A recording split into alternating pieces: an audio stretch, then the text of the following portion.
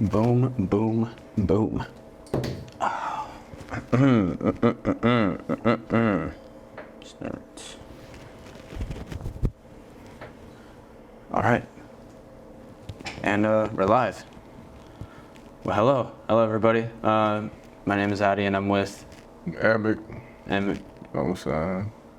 How you doing, man? So I'm good, bro. How you doing, bro? You straight? I'm good. I'm straight. I'm trying to be on the straight and narrow.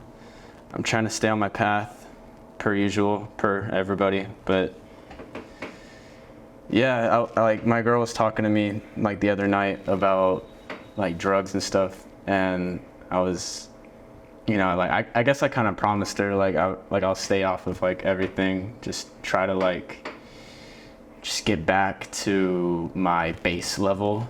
I feel like a lot of people like us, especially like artists like us, struggle with, I guess, drug abuse. I wouldn't say like I struggle with drug abuse, but you know, just It's a part of it. it's a part of it, right? It's 100% part of like what's going on. Right. Do you feel like it like caters to your sense of creativity when you on something? Yeah, that's what I'm saying. I feel like that's why a lot of artists struggle with that.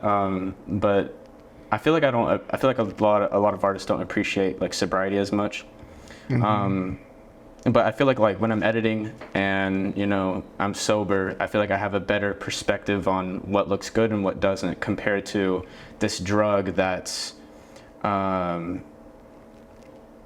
sort of twisting your way of like, wow, this sounds really good. Oh my God, you know, but like it sounds kind of shit. You know? No, I feel like me personally, like back in a certain time period, you feel what I'm saying? I always like catered to what I was doing towards what I was doing. So it's like, oh, I'm able to perform, I'm able to do this because I'm on it or whatever the case is. And then like when you go through that time period of like you doing it without it or you doing it sober and then you feel like it's the same energy, it's all energy based, then that's when you feel more comfortable. Right. By taking that step. Yeah. You know what I'm saying? But at first it's a draw. Cause you definitely feel like a lot better. Oh yeah.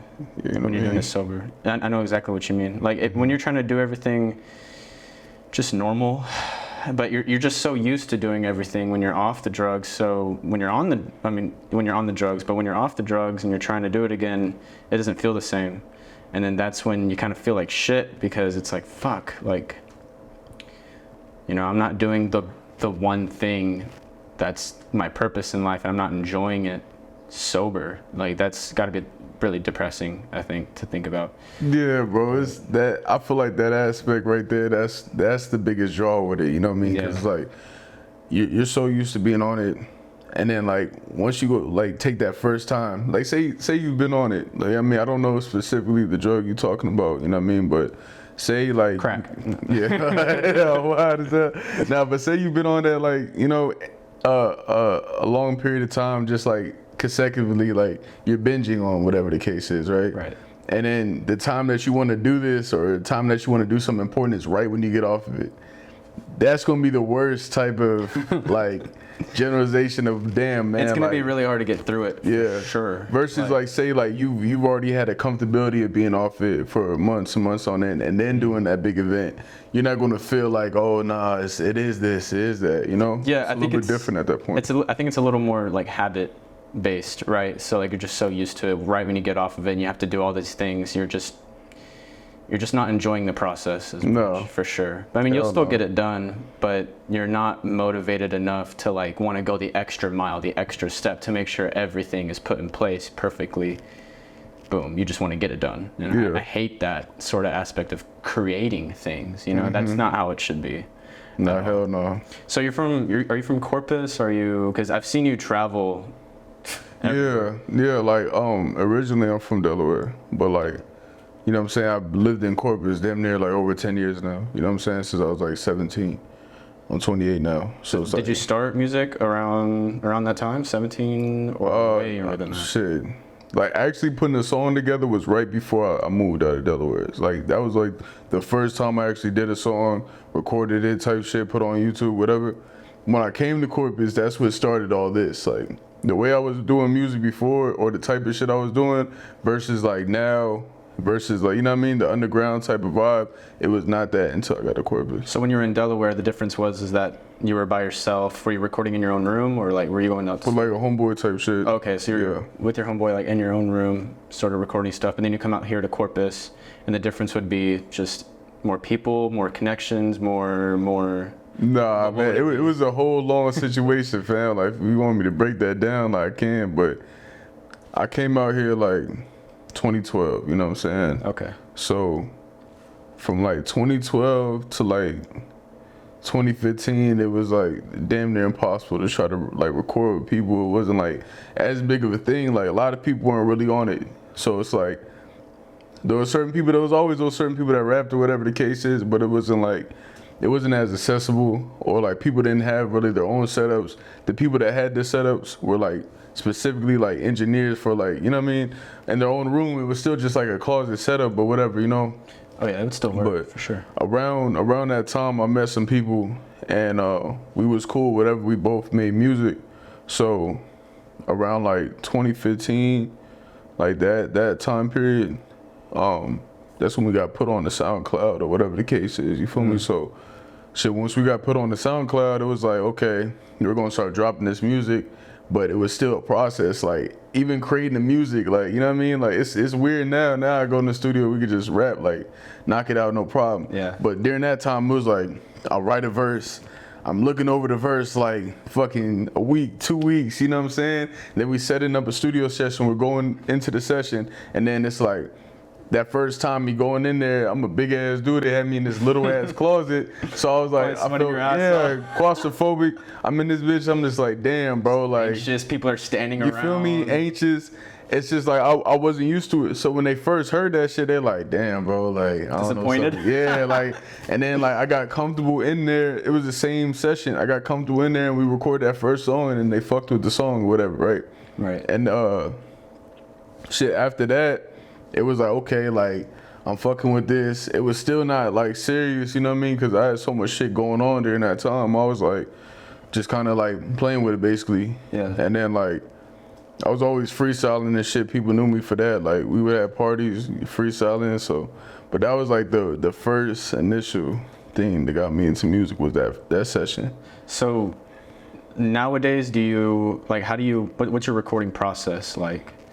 So nowadays, like, shit, now I just go in, you know what I mean? I'll like punch me in, and then I'll come up with like 4, 5, 6 bars, and then I'll basically find the cadence with it, and I could just go, you know what I'm saying? Do you have anybody you specifically work with, or it doesn't matter who it is, as long as like you're there in the studio, like you could just go? I mean, yeah, like,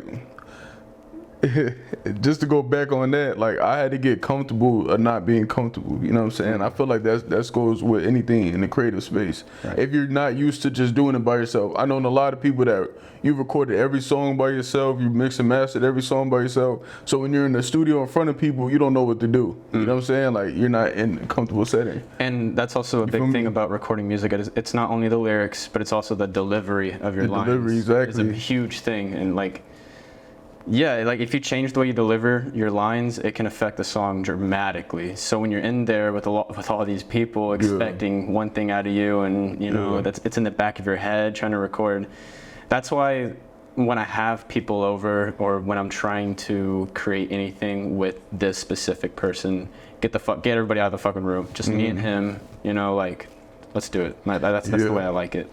Because I don't want that pressure, you know, but I get it. Your comfort zone is really by yourself, or like with minimal people. Especially if I'm editing and stuff like it, because you know I'm more of an editor, I guess. I like to just be by myself, just because I don't want anybody talking in my ear or looking over my shoulder, looking at the screen. You know, oh, that feels weird. You know, it's like, all right, let's see what you got. Yeah. You know, that's how it feels like. It's just like buzzing in your ear for some reason. I don't know why. But I get what you mean about being comfortable, being uncomfortable, because I mean, you even go on stage. Yeah. You know, like, this man goes places all the time. I've seen him on his story. Like, what is it like being on stage? What do you have to? Would you say that performing live? Do you have any like awkward moments live? Has there? Man, okay, so like when I first started performing on stage, mind you, the way we perform is completely different than like how normal people perform. Like we personally don't do like the standing, you know what I mean? I understand it because I've been around multiple people that perform and shit like that, and so it's like, I know you're familiar with the underground, like how that works. So it's a lot of movement, it's a lot of like mosh, and it's a lot of, you know what I'm saying? Oh yeah, like I don't mean to interrupt, but yeah, like we'd be there. There's like 5 people on the ground. I don't give a fuck. I'll still go in the middle and I'll fucking. I remember one time at the NASA. I don't know if you know what the NASA is. Oh, I love it. I love it there. I don't know why. Every interview I always bring it up, but when I was there, I hate how I'm there in the crowd with everybody, but everybody's too scared, I guess, to want to move and like feel the music, right? Yeah. And I remember one time I just started doing my thing, Yeah, he's like, and then I okay. started a whole fucking mosh pit, dude, like going in circles. That was the best feeling ever because everybody looked at me and saw what I was doing, and other people started getting into it, and then everybody's just feeling the music, and then I love like live underground shows. I think it's really fun. And that's what it usually takes. It usually takes like 2 or 3 people to actually feel comfortable enough to do it and hop in. And that's why usually, I'll hop in or whatever. Like, I'll be the one to try to initiate it. But like, the first time me performing, I've never been in the mosh pit. I never really listened to rock music. I wasn't into none of that shit. You know what I'm saying? Like, me coming in this style of music is just so fucking random. You know what I'm saying? Because like, I was listening to Gucci and, you know what I'm saying, like East Coast music and shit like that. So all the music I wanted to fuck with was like trap beats. You know what I mean? Like really cause the bass and shit like that. So when the underground music came and my boy put me on the Suicide Boys and shit like that, and I'm hearing the beats, I'm like, yo, I could fuck with this. So that's how like me and my peoples end up clicking, and they were already familiar with that type shit. That's something they already do. The lifestyle that they was in was already like an underground lifestyle, you know what I'm saying? So when we first did the show, I just went in, you know what I'm saying? Like, and like I didn't really know how to perform. I didn't understand breath control and shit like that. So when I look back at these videos, I gotta find this on my old phone. But I look at those videos, bro, that shit cringed the fuck out of me, bro. Cause like how we even got into that show, you feel me? Like I didn't know who Ghost Man was at the time, you feel me? But we literally had our people, they're called Hidden Prosper. It's Amber and Rick. You know what I'm saying? People we're really close with, whatever. They basically presented us the show and was just like, yo, we're knowing that y'all starting to do music, you know what I'm saying? I'm skipping a bunch, you know what I'm saying? I could go back to that, whatever, but yeah. Basically, we started getting our own setup, recording and shit, you know what I'm saying? And we in an environment, you know what I'm saying, where we've seen a lot of people, so they're coming in and they're seeing like the setup, so they're like, oh shit, y'all make music, woo, you feel me? And then one day, Amber pulls up and she's just like, I got a show. I'm bringing Ghost Man out here. And what year was this? 2016. Okay. So it's like, man. So yeah, so like this is underground like this rising. You feel me? So this is how this shit is just so crazy to me. So she come through, she's like, we got a show for you. I said, okay, like bet. And at that time, you know what I mean? They're like, we're scrambling because we don't even have like real music together. And even though this is like a month prior to the show, we're like, how the fuck we gonna create music this fast and shit? Because the writing process is different. Like, we would hear one song and listen to it for a whole week or some shit. Like, you know, shit like that. And make sure like you get your lyrics down. Yeah. So are you the type, well, before you keep going, are you the type guy to write down your lyrics first and then just punch in like? Like that's originally how I do it. You know what I'm saying? Like I'll write, and those certain songs I still like, I'll write certain shit down. But now it's like I feel like it's easier just to punch or like catch a cadence, and then if I put something down, like I'll freestyle it and then fill it out. You know what I'm saying? Some shit like that. It's a whole different process.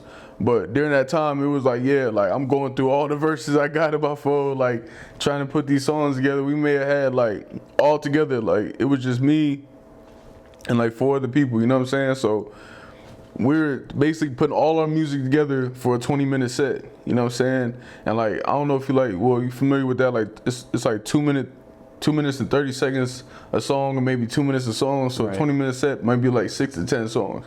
So this 6 and 10 songs between 5 people, and we're barely like have enough songs, you know what I'm saying? Yeah. So she puts that on the table. We start going through YouTube, because we already in the mix of whatever we're doing, so we're looking at the videos and we're like, okay, what the fuck? And they're like, and then they're telling me like, yo, like, this is this type of vibe, blah blah blah. At the time, the nigga Scroll, your favorite ex-boyfriend. Yeah, your favorite ex-boyfriend. He was in the mix of all that shit too. So he came through and he's like basically like, you know, like, man, they're gonna be moshing, they're gonna be doing this, blah blah blah. You know what I'm saying? I'm like, what the fuck is that? Like, so they put on some rock. Was? I understood it, but I didn't like. I knew what it was, but I didn't understand it. You know what I'm saying? I would see it on videos or some shit. I'm like, bro, what the fuck they doing? Gotcha. You know what I'm saying? It wasn't some shit like, oh yeah, nah, ooh. So they start doing this shit in the room, just being stupid. I'm looking at them. I remember I even stood because I'm thinking about the fight, and then I just sat down like, bro, what the fuck are they doing? Like, but this is how I'm thinking. They're like, this might be going on. This is the type these rock rap. So I said, okay. So we do all that shit. He's learning. Yeah, just learning, bro. I'm talking about like we coming in this situation blind. Well, me specifically, I don't listen to this type of music, whatever the case is. I'm coming in straight blind. You know what I'm saying? So the first show comes, and we do the show, and immediately I like get accustomed to everything going on, and I hop right in the mosh pit. I start moshing this shit, and then like literally from there, I was like, this shit remind me of sports or whatever. So I fell in love with the energy. You know what I mean? Because nobody really gave a fuck. You know what I'm saying? Like, if you go to any other rap shows or how rap's supposed to be, you got a bunch of motherfuckers looking at you. They grilling you. You have to dress a specific way based off that. They're looking at how you dress. You know what I'm saying? Like, yeah, I've seen it. You're not going to be able to bump into somebody because it's going to turn into something else. Like, yeah, if their ego's going to come in and then a bunch of street niggas. Yeah. It doesn't mesh well. You feel me? But so if it's a bunch of like your favorite ex-boyfriend type guys, or like me, or like just a bunch of punks, it's see, this is a different time. It's a lot more like you could just go up to them and go, ah! Yeah. They'll just be like, ah! Yeah, bag, you know? Yeah, it's some energy like that, but this is like a whole different, this is why it's funny like that, like seeing fam how he is now, but nah, like this is like a whole different yeah, this is when he time period. That's definitely it was more normal, you know what I'm saying? So I feel like they already had this energy behind them. This is already how they moved, like without the music. 'Cause to me, it's like music is like a representation of everyday life, fam. Like that's really what it is. Like this type of music came from this type of lifestyle. Right. You know what I'm saying? You're a person. You see what's happening here. You interpret it and you put it into this, which makes it art. Which makes it art. Right. You know what I mean? That's how everybody in any type of creative space, whether it's you when it comes to the editing, filming, everything, you have a specific vision and you have a way to express your vision, right? That's pretty much the whole path behind art. You know what I'm saying? So it's like that's what I got from this. So like I'm in between two lifestyles, you know what I'm saying? Because I'm dealing with certain shit that's real going on, and then there's shit that's real going on in this aspect, but there's all these other elements that come into play like that I'm not used to. Right. So I'm like trying to adjust to that, you know what I'm saying? So after the first show, that shit goes a certain way. She hits us up again. It's like, I'm bringing him back out here in August. So this is May. You feel me? August, he come back. He's like, now he's coming with Wavy Jones, Nadarb, Omen 13. And that's the first time I met, bro. You know what I'm saying? Yeah. Like, who's still my brother to this day. That's who I was doing shit out in Houston. You feel me? But that's the first time I met him. You know what I'm saying? Yeah. So, like. How was that feeling? What was that like? I didn't know any of these niggas. You feel me? So it's like, in my head, it's just any other niggas, like, you know what I'm saying? It's a tragedy, man. I've always wanted to see Wavy Jones, like, personally. Bro, like, but that's what made it better. Yeah, it made it way you didn't better. Know them, so I didn't know who more these like people just were. Person to person. You feel me? How you doing? You know? And I feel like other people like that too. Even nowadays, even if you know who somebody is, you don't want to be that guy coming up these motherfuckers. You don't want to be dick riding and glazing. No, bro, you don't want to be that dude. It doesn't. But you don't want to be the other asshole too. I ain't never heard. You know what I'm saying? I don't know who this dude is. Woo, and you heard his music. You goofy ass nigga, like, you know who this guy is. So it's like in between, you just treat, it's respecting, you know what I'm saying? Like everything's respect, bro. I treat you respect, you treat me respect, we straight. You know what I'm saying? I think it's more of a like, hey, I understand you are a human and I'm a human, and this, like, I'm not putting you above anybody else because of the fact you make this music or whatever, you know. Yeah, and then with music, bro, like, you don't know who this dude could be in 3 months. You don't know who you can be in 3 months. It's like that type of vibe. So during this time, I'm telling you, like, they pull up. It's a vibe. Like, as far as the people that already fucks with them, you know what I'm saying? A couple of our homeboys, whatever the case is, they already fuck with these people, so they're feeling like that. But in my mind, I'm just like, yo, let's network, let's get connections. Cause I'm thinking on Like shit that you know it has to do with my daily life. You know what I'm saying? Oh yeah. I remember when I was like 14, I was with Xavier and Jeffrey. We were backstage, and I was thinking about it. Like, I was with two of my friends, and they were in the crowd, right? But I was sitting with them, and their work ethic is crazy. Like Xavier and Jeffrey, especially Jeffrey, like that motherfucker's on his computer even before he's about to go up on stage. It's really cool. But what you just said about like connections, my friend was out there. I got like 50 new followers because of him. Because he's a G, bro. He just went out. He's like, hey, do you know how to? And I thought about it like, damn. Like I didn't think about it that way. Like just going out and like meeting people and like making sure that. But when it comes to like social media and stuff, I feel like a lot of people are motivated through likes, shares, comments, but I feel like that can cloud your judgment over how you make your art. Yeah. Hell yeah. I feel like that could be a little sad in some ways. That's just how it goes with anything, bro. It's the same shit as high school. You want to think about music, music is literally like high school. Like, you know, those people that are used to being popular, or those people that are used to being in a position where people look at them a certain way, and those people that's not. And some of these people that literally never had that type of interaction, like you didn't play sports, you didn't, you know, like you didn't have a specific niche in there where people were actually who you were, or your personality, like, you know. So when they get these type of positions, they get lost in it, or they get like, you know, you might have a specific perception like, oh man, fuck all these people because how they act and how they treat people, and then you get that position yourself and you do the exact same thing. Do the exact same thing. Like, you always, like they always tell themselves like, I won't get greedy, I won't, and then you see it happen. Here's the thing about getting fame or getting rich. Whatever you are right now, you will become more of it when you have more money or fame or whatever. So if you're a dirty motherfucker, like if you're a freak, I'm talking about like, I don't know, like BDSM shit, you know. If you're like that and you're like poor as fuck, think about how you will be if you have a ton of money. Just think about that. You'll get more into it, you know, you'll get more depraved, I guess. So, you know, Diddy. Yeah. Nah, in reality, bro, and like a lot of these people, bro. Let me tell you, man, when you're outside, I didn't mean to interrupt. No, you're good. But when you're outside and you're walking around, right, and you've walked past like 20 people, you will, like, there's at least one person you'll pass by who likes to get shit on their chest.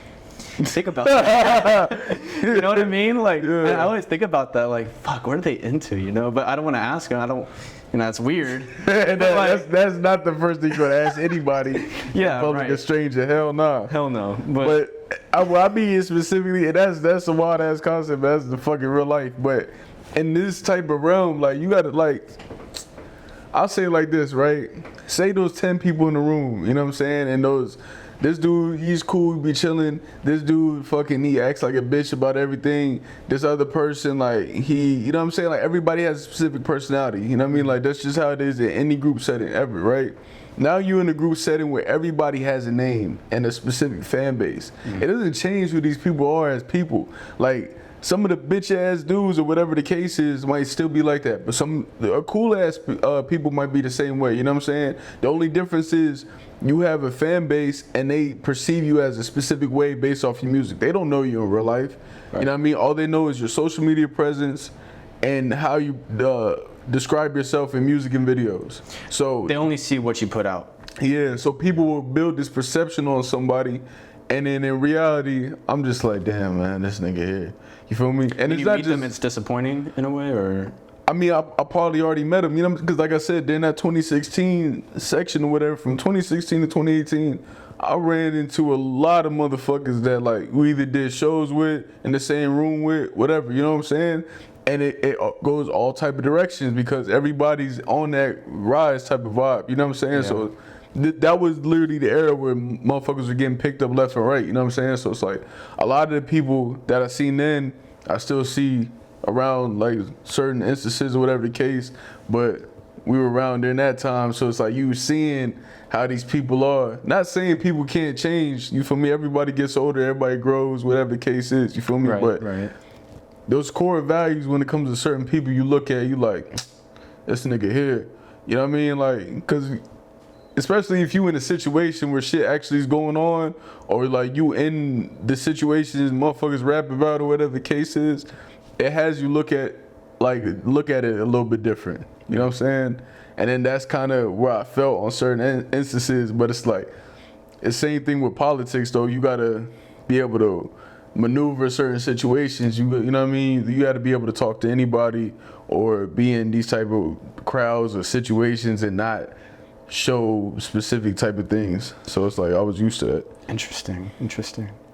Do you have another show coming up? Like, not currently. I don't think so. I think that was the last show we had. Then we're building stuff. Like we're literally like kind of getting ready for a tour, getting ready for that. But it's nothing that's actually solidified. So I don't want to speak on it yet.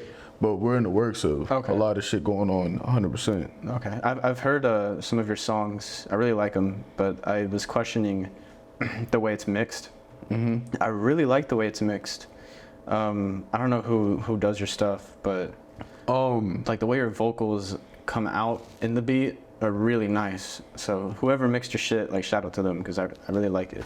Yeah. I can't mix for shit. Like I suck. Yeah, I suck at mixing too, which is the reason why, like I said earlier, like the getting comfortable, uncomfortable. Yeah. I've always recorded with people. Yeah. So like I'm more uncomfortable recording myself than that's so in front weird. Of people. Because it's like that's all I had to do. Like I had no choice where I'm recording in a room full of 15 people, some of them being strangers, whatever the case is, and I have to like, you know, get accustomed to that. So like I've recorded with multiple people, but like recently I'll say like Boone, as far as shit we done, besides that, when I go to Houston, my boy Getting Closer and my boy Always November, and then Omen was behind a couple of that shit, and then Nodis. Those are like some of the main people that's like been behind a lot of the shit I recorded. First time I ever met Nodis, it was in Austin. I was with Jay Green. Yeah, it was a little concert in Austin. Oh, what show? I can't remember exactly like what it was called. What year?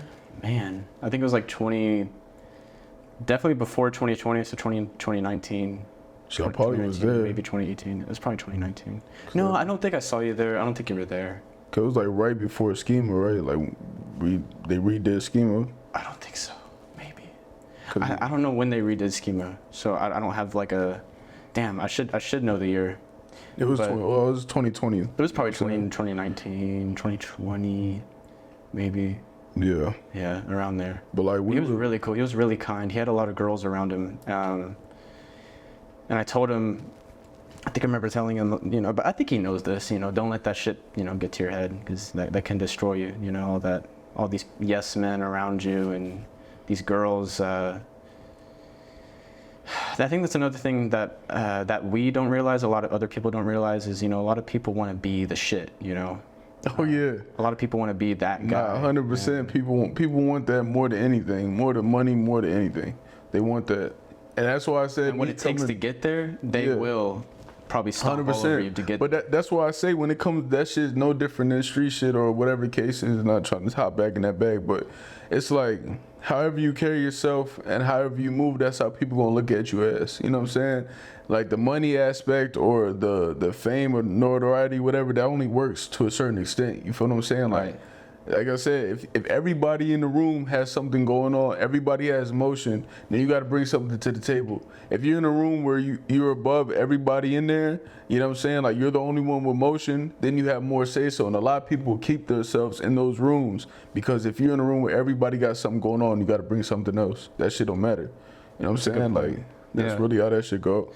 So I think I'm bringing this back up again, but I want to make a point about the way artists make their work. So you ever sit down and you're with somebody and you're gonna record and you think to yourself, I want it to sound like this guy, or I want it to sound like this particular type of sound, or this particular type of guy, and then you try to do it and it doesn't sound like it at all. I mean, like it sounds but not all the way there. It's because for some reason we are all our own individual self, right? And this individual can't make exactly what this guy made. That's one thing about water. Cool. And one thing I hate about water, I mean, I don't really hate water, but man, I'd be going to other people's houses and then this motherfucker has like this just chilling right here, or like all these water bottles and liquor just on the desk with their keyboards and their computers and stuff. Yeah. I see that and I'm like, that is so unsafe. Yeah, you Like- think of your own equipment and shit like Yeah, that. Like that. like that's my number one rule is never ever put beverages on. Like, really, dude? You could just like right there, You just think all the work you have on your computer, so you're like, oh fuck no. gone, Yeah. with just a swipe of a hand. Nah, for real, that's really how it could be. You know Anyway. what I'm saying? But yeah, fam. So,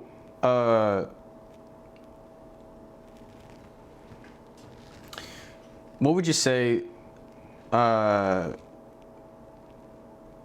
What would inspire you the most? Like while you're working, what do you like to like? Do you like to listen to things? Like before you get in the studio, do you listen to anybody? Do you like do some sort of like breathing exercise or? Nah, hell no. I mean, at this point, like at this point where we're at now, it's like, as soon as we get into that vibe, one thing that I personally do, because I be freestyling and shit, so it's like, if a beat comes on, I'll literally start muttering to myself, and I'm like, I'll catch something, I'll catch like, nah, like, that's a vibe, well, and I'm like, all right, man, throw me in there real quick, you know what I'm saying? Or get into the writing thing, you feel me? But a lot of that shit that goes on, or like, what I put on, you know what I mean, on record, whatever the case is like shit that I'm going through, or shit that like, I only talk to people about certain shit I got going through, so it's like, music is a way for me to like express that shit, you know what I'm saying? Yeah. Like if you listen to my music, a lot of my shit is not based off like killing, pussy,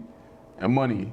Now if I'm talking about money, it's in the aspect of like trying to do it to take care of like shit going on, because Corporation like greed. it's like the fabrication of what's going on, bro. Like everybody's not this big ass fucking trapper, bro. Like that's not how shit works.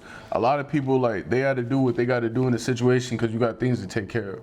You know what I'm saying? And then when you're in a lifestyle that's like based off the drop of the dime moments, you can't really have anything too stable in that situation. So it's a constant rebuild process. You know what I'm saying? If I'm going out of town this much and I got to come back, how can I have something specifically stable for that unless I have somebody else that takes that place? But that even comes with problems. You know what I'm saying? So all these things are, I try to give the reality of it, where everybody's just trying to act like they're rich as fuck and they got all these cars and all this money, and that's not how shit works. I see man. that with some of these artists, you know, that I've worked with before. I'm not gonna name drop anyone, of course, but I don't know. It kind of makes me like he's like fabricating an image, and a lot of like you said, a lot of people do that. When you're creating a song, how do you know when it's finished?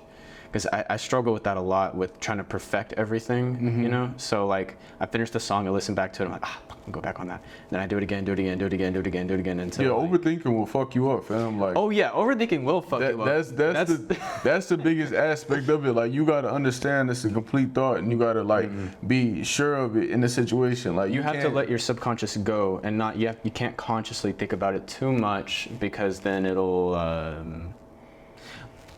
for instance, I struggle with, I guess, just first getting on the computer first. But once I'm on the computer, I got my flow, then I'm good, you know, and then I keep it going. But like when I'm in bed, you know, and you're just comfortable and you're relaxed, you know, you just like, I'll go like in the next 10 minutes, and then it turns into 30 minutes. But that's what I said before, your comfort zone is basically doing or creating by yourself. You know what I'm saying? So that's where the contrast is on that aspect. That specific thing, it has to be like somebody needs a verse from me, like when I was a Schema or whatever. When we hear like, oh, I need to send a verse to somebody, I'll have to go in there and maybe do it, whatever the case is. Right. Just like this right now, like, oh, I need this. Like, I need to get this shit. Yeah. Exactly. So in my situation, when it came to how I was recording, I'll be on somebody else's situation or somebody else's time. So like, I'm coming in the studio or I'm coming in the studio setup.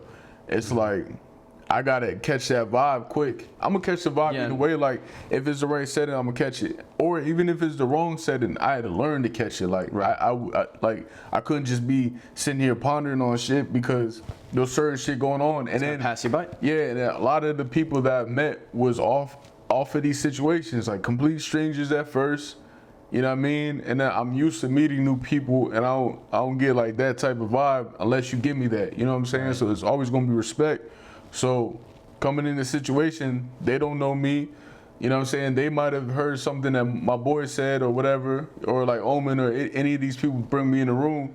So it's like, I got to show and prove right there. So it's like, I got to go right in. But a lot of it's going to come from some shit that I'm literally going through at the time or seen or been through. You know what I'm saying? Yeah, that's a good point. That's why I like to, like, usually when I'm editing, or I like to be with other editors. I like to be with other people most of the time. Like, if I'm going to sit with you and Omen and, like, your favorite ex-boyfriend, we're all sitting in the room, or, like, with Ducky and stuff, and we're in the room together, like, I'm going to pull out that computer and fucking get some shit, like, get a fuck ton of shit. I don't want to, you know, I want to match y'all's, I guess, energy. Yeah, you're right. That's what I said. Like, it's funny you said fam. Like, it's been a minute as far as when it come to scroll, whatever. Like, but a lot of these people, like, I'm telling you, bro, a lot of these people I met without music, like, I met them in other circumstances, and then we all end up going towards that. You know what I'm saying? Besides Omen and them, that was literally like Jay Green, Omen, any of those people was literally specifically from music, and then we was able to build off of that. But a lot of people that I first met, they didn't even know I did music. They knew me from other shit. You know what I'm saying? So it's like, that's kind of how that relationship built with certain people, whatever the case is. You feel me? But yeah, bro, like that's how it goes. Like, bro, I'm telling you, like, I'm in other people's studios most of the time. I'm having to record in front of people. I'm having to, like, so it's like, bro, I gotta go. Like, you know what I mean? Yeah. I can't sit and think. Now before, but this is, again, this year 7 of me recording and doing all this shit. Year 1, like, we talking about that time, it was a process every time. It was a process on writing shit. It was a process of going these places. It was on everything, bro. It was not simple. But nowadays, do you think it's gotten easier to where way easier? Just like drinking water? Yeah, hell yeah. Okay. Because, like, the recording process is one thing. It's all the bells and whistles that go around it. You feel me? Like, presenting the song, pictures, being in front of people's faces, a lot of shit that I don't really care for. I'd rather have a normal conversation with somebody than it be, like, specifically towards that. You feel me? But I don't mind it either now. But at time, like, what do you think has changed negatively between the time of 2017 and now with the biggest underground? things? Yeah. With the underground music specifically? Underground music, or just like music music in general, like influencers and stuff like that. Like, what do you think has? Shit, number one, like, everybody had a specific vibe. Like, when we first was doing this, like, I don't know if you're familiar with, like, CC Fridays and shit like that. This was like 2017, like 2015 to 2017. Okay. They used to have this shit called CC Fridays, bro. It was at the Water Gardens, you know what I'm saying? And during that time, it was basically a bunch of people doing a lot of different shit. We were one of them, like us with Last Text, and, you know what I'm saying, Boone was a part of that. He was like 15, 16 at the time. I was like 20 during the time, you know what I'm saying? Like, so, like, we were like, it was a different type of situation. So we had our own thing. You had E&M, like Lil E&M, they had their own type of vibe. You feel me? Those people called Cinco, they had their vibe. You feel me? Like, you had A.M.E.C.K and them, you know what I'm saying? They had their own vibe. Like, it was different like that. Like, everybody wasn't trying to rap. You know what I'm saying? Like, people were still, let me rephrase that. People were still trying to rap, but it's way different. Like, and it wasn't similar. Like, we all had different shit. So when we came with the mosh and shit, it was so fucking, like, niggas didn't know what to do with it because they're like, bro, what the fuck is this? You feel me? Right. And that's, like, the biggest thing now, where it's like so much shit sounds similar. So much shit is Everything way, sounded new. Yeah, everything was still new. And again, the SoundCloud era, like, that shit was big. So people were, like, more DIY. Gotcha. You know what I'm saying? So it's more experimental. Like, Hell yeah, way more experimental. Once people understood certain vibes, people run with it. Just like you said, it's just like I want to sound like Peep here. I want to sound like they're here. Yep. Like, there wasn't that. Like, you feel me? Like, Gotcha. Yeah. he was still doing his thing. He was still like, you know what I'm saying? Yeah, that makes sense. If you think about, like, rap, like in the 90s and how it, like, first started off, no one really knew what it was, or like the 80s, 90s, around there. When it first got started, it was more of like a, I'm a sick man, you know, it wasn't really like gangster rap. Like, then that's when NWA came out and all that. But that's after NWA came out, I think that's when, like, all these rappers started coming and try to do the same thing because they saw that works. Well, that works, and they're making it like that. we're gonna do it like that and see if it works for us. And that's how all these other people came in. And I think I can compare that to kind of like what happened with this era, 2017. When I think of underground specifically, is Bone Thugs, 3 6 Mafia. Mainly Memphis, you know what I'm saying? Like, that's the underground, that's the vibe. Even we still do it. If you listen to like Mr. Don't Play or Getty Green or some of these other tapes, it would sound similar to what's going on right now. Or like the old 3 6 Mafia tapes, that's where I feel like the underground sound caters to. More now, like beginning, I'll say more Bones, they'll do like the lickety split shit, and people still do that, but you know what I'm saying, it's 3 6, bro. Like that's what catered to this vibe. So, you know what I mean? As an artist, so you've been doing this for years now. Yeah, like 7 years now. Okay, like what kind of advice would you want to give to other artists that, you know, want to do this type of stuff, like just off the bat to kind of help them out?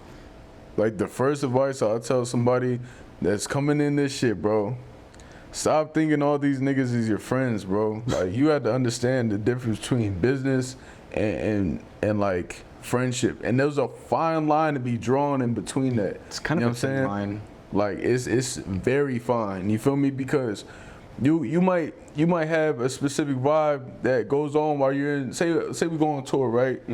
In essence, that shit might be like a week long, but you're hitting 6 different cities in a week. You know what I'm saying? So a lot of shit could go on. Like, every minute counts. You know what I'm saying? So you might build a friendship with somebody and you think it's like that, and then people go back to their normal situations. It's not like that.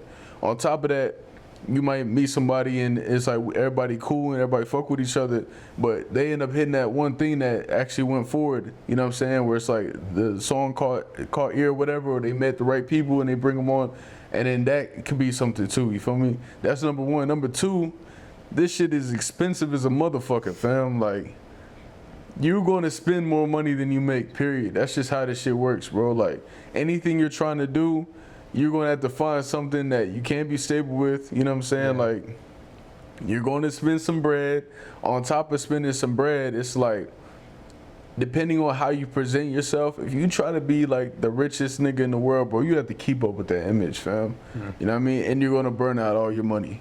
I don't give a fuck how much money you making. I don't give a fuck what situation you got going on. Dropping a couple grand on a coat rather than equipment. A bunch of shit. Like, in that essence too, like, you're going to spend money on all these miscellaneous things, and just by the end of it, an image. I feel like a lot of artists nowadays focus on their image more than their art itself. But what's crazy is the image could be anything now. It doesn't have to specify to being like the richest looking dude or whatever. Like, look at all these rappers will spend hundreds and thousands of dollars to look broke as fuck. Yeah. What is that? Yeah, Makes like, no sense. It's all like WWE characters right now. Like, you literally who are you presenting yourself online? And then you keep up with that. Yeah. You know what I mean? And then that's what it is. You could literally build off your personality. You could build off anything. It doesn't have to specifically be that. You just got to have that in mind coming into the situation. Like, yeah, this is going to be expensive. You know what I'm saying? On top of that, nobody gives a fuck about you making music, bro. That's another thing. I feel like everybody don't care about you unless if you have clout or you have exactly this. If you say you're a rapper to somebody, everybody's gonna be like, okay, so is my cousin, so is my coworker, so blah blah blah. Like, everybody. Yeah. You're going to get the most love outside where you're from. That's actually very, very, very You're not going to get love here first, fam. Because this guy's seen you works. Yeah, this guy's seen you like 3 times a week. I've literally seen this dude since middle school. I know who the fuck you are. You know what I'm saying? Like, nobody's going to respect you as a rapper because of that. Yeah. Now, when you leave and you come back, it's a different thing. But if you're here too long, the respect diminishes. So you have to find a balance in between that. You know what I'm saying? Things are going to pop off in Russia before anything pops off in their own city. Nah, 100%. Because they don't know who you are. They only know you for music. Whereas, say in a situation like me, you know me from all different type of facets of life. So you're gonna feel like you're never gonna look at it like that. You know what I'm saying? I'll say another thing is, like, man, you gotta be really careful on how you move and act with shit, bro. Like, people already talk about that shit. First impression is the most important impression.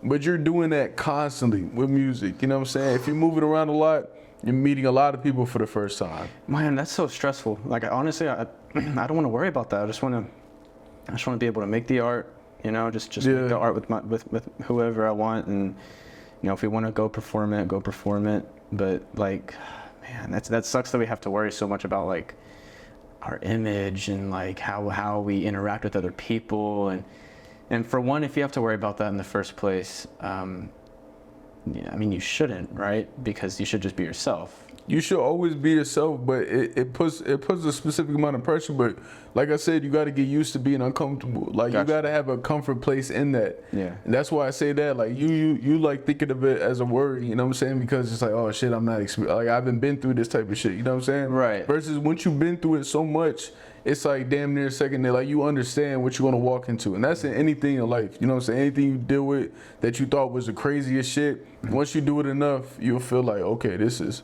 I'm not going to say like it's easier, but you understand it more, you know what I'm saying? And that's kind of like how I look at it, you know what I mean? I'm knowing what I'm going to deal with. And then, my bad, the last thing I was going to say, fam, is 2 lifestyles. If you used to a 9-to-5 lifestyle versus this lifestyle, they're polar opposites, bro. You got to be on a lifestyle where you ready to do anything at a drop of a dime versus you might be used to something where you plan and. That is very true. I mean, like when it comes to this sort of lifestyle, yeah, like things will pop up at any time. It is no 9 to 5, just clock in, clock out. Like it's constant, and there's always more to do. If you're a person who is on their computer and they do edit and they do mix their own stuff, you will constantly have more stuff. Okay, like between me and my friend, because he's an editor as well, or a designer, whatever the fuck you want to call him, artist. He struggles with the fact, like one of his challenges would be like, damn, what do I work on? Like he sits down and he's like, all right, what do I want to do now? I never have that. My shit is always full to the brim with shit I need to do. Yeah. What challenges do you think like right now you're facing as an artist when it comes to, well, like what are you trying to like accomplish? Like, I think the biggest challenge right now is actually opening up and having people see more who I am versus what they see online.